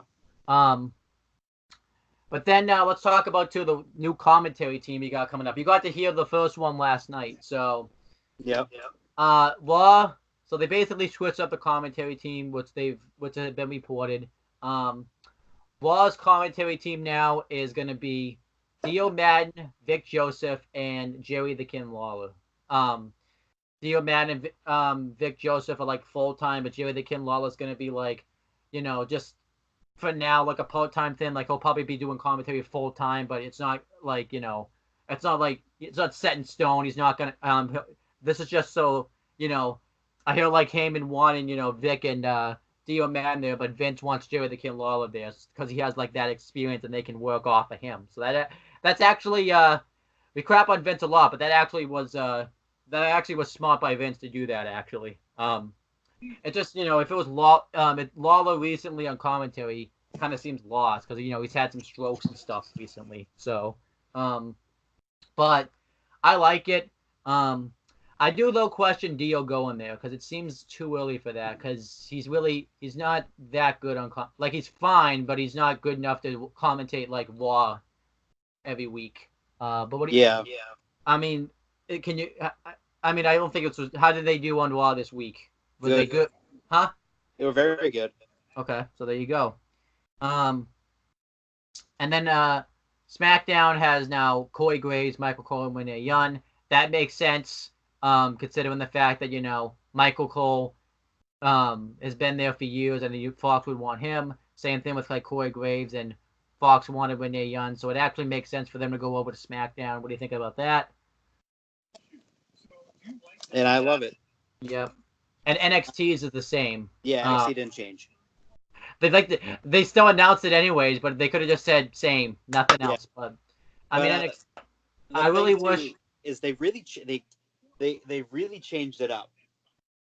Like they took Tom Phillips and Baron Saxton aren't doing commentary anymore. Yep. Completely. Unless they do 205, because Yeah, but they didn't announce a commentary team for 205 yet, I don't think. Yeah. Because I still think Aiden. This is like I think this was a missed opportunity, dude. They should have flipped. They should have had Beth. Although they probably Beth replace Dio's place and have Aiden go to NXT. I just want to see that team up of Wallow, Nigel, and Aiden, because that would be awesome. They would be the best commentary team today. No one would be able to touch that commentary team. Like nobody. Yeah. At least today, anyways.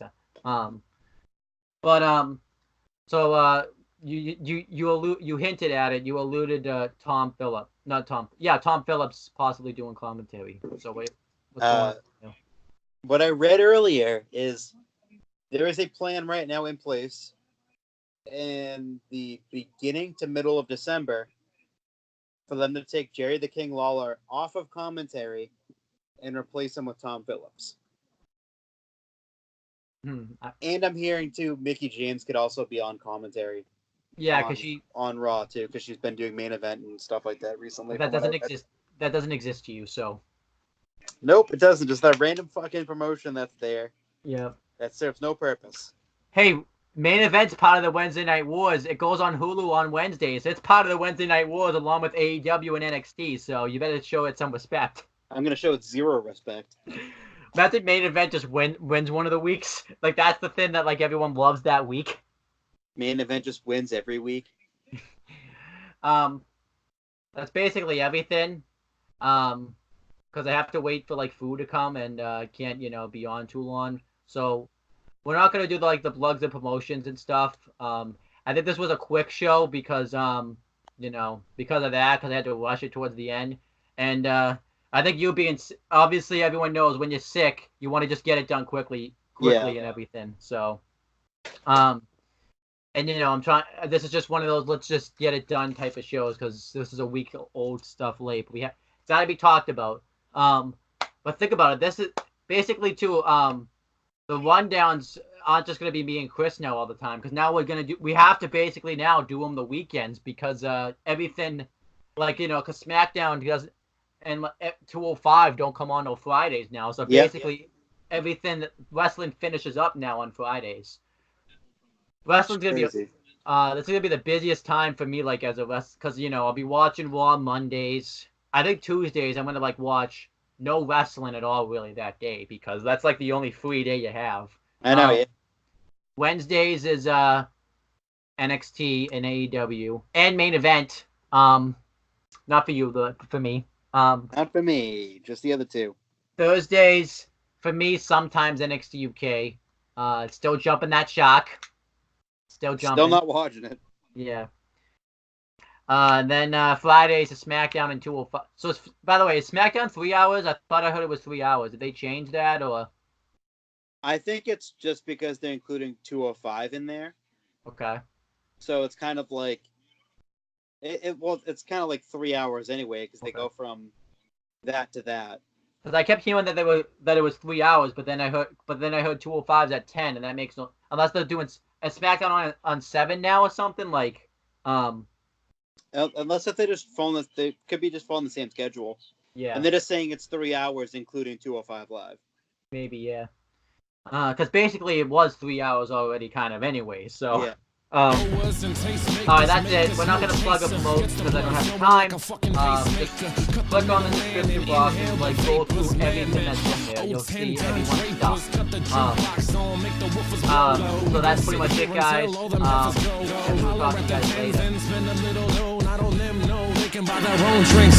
Take that work week off, 5 days in the bucket. Fuck it, you got a boss who's a jerk who doesn't. Throw on some Wu-Tang, bring the motherfucking ruckus. There is no pretext. We are living and we love it on a budget. Never mind, we just nudge it to the side. Give the kids a little time. We are living till we die. Focused and we hustle, but we still be getting high. No exception to the rule. Do what you do to get by. Cause I keep ticking like a metronome, and my thoughts keep telling me to get me home, but my balls keep telling me to let me just let me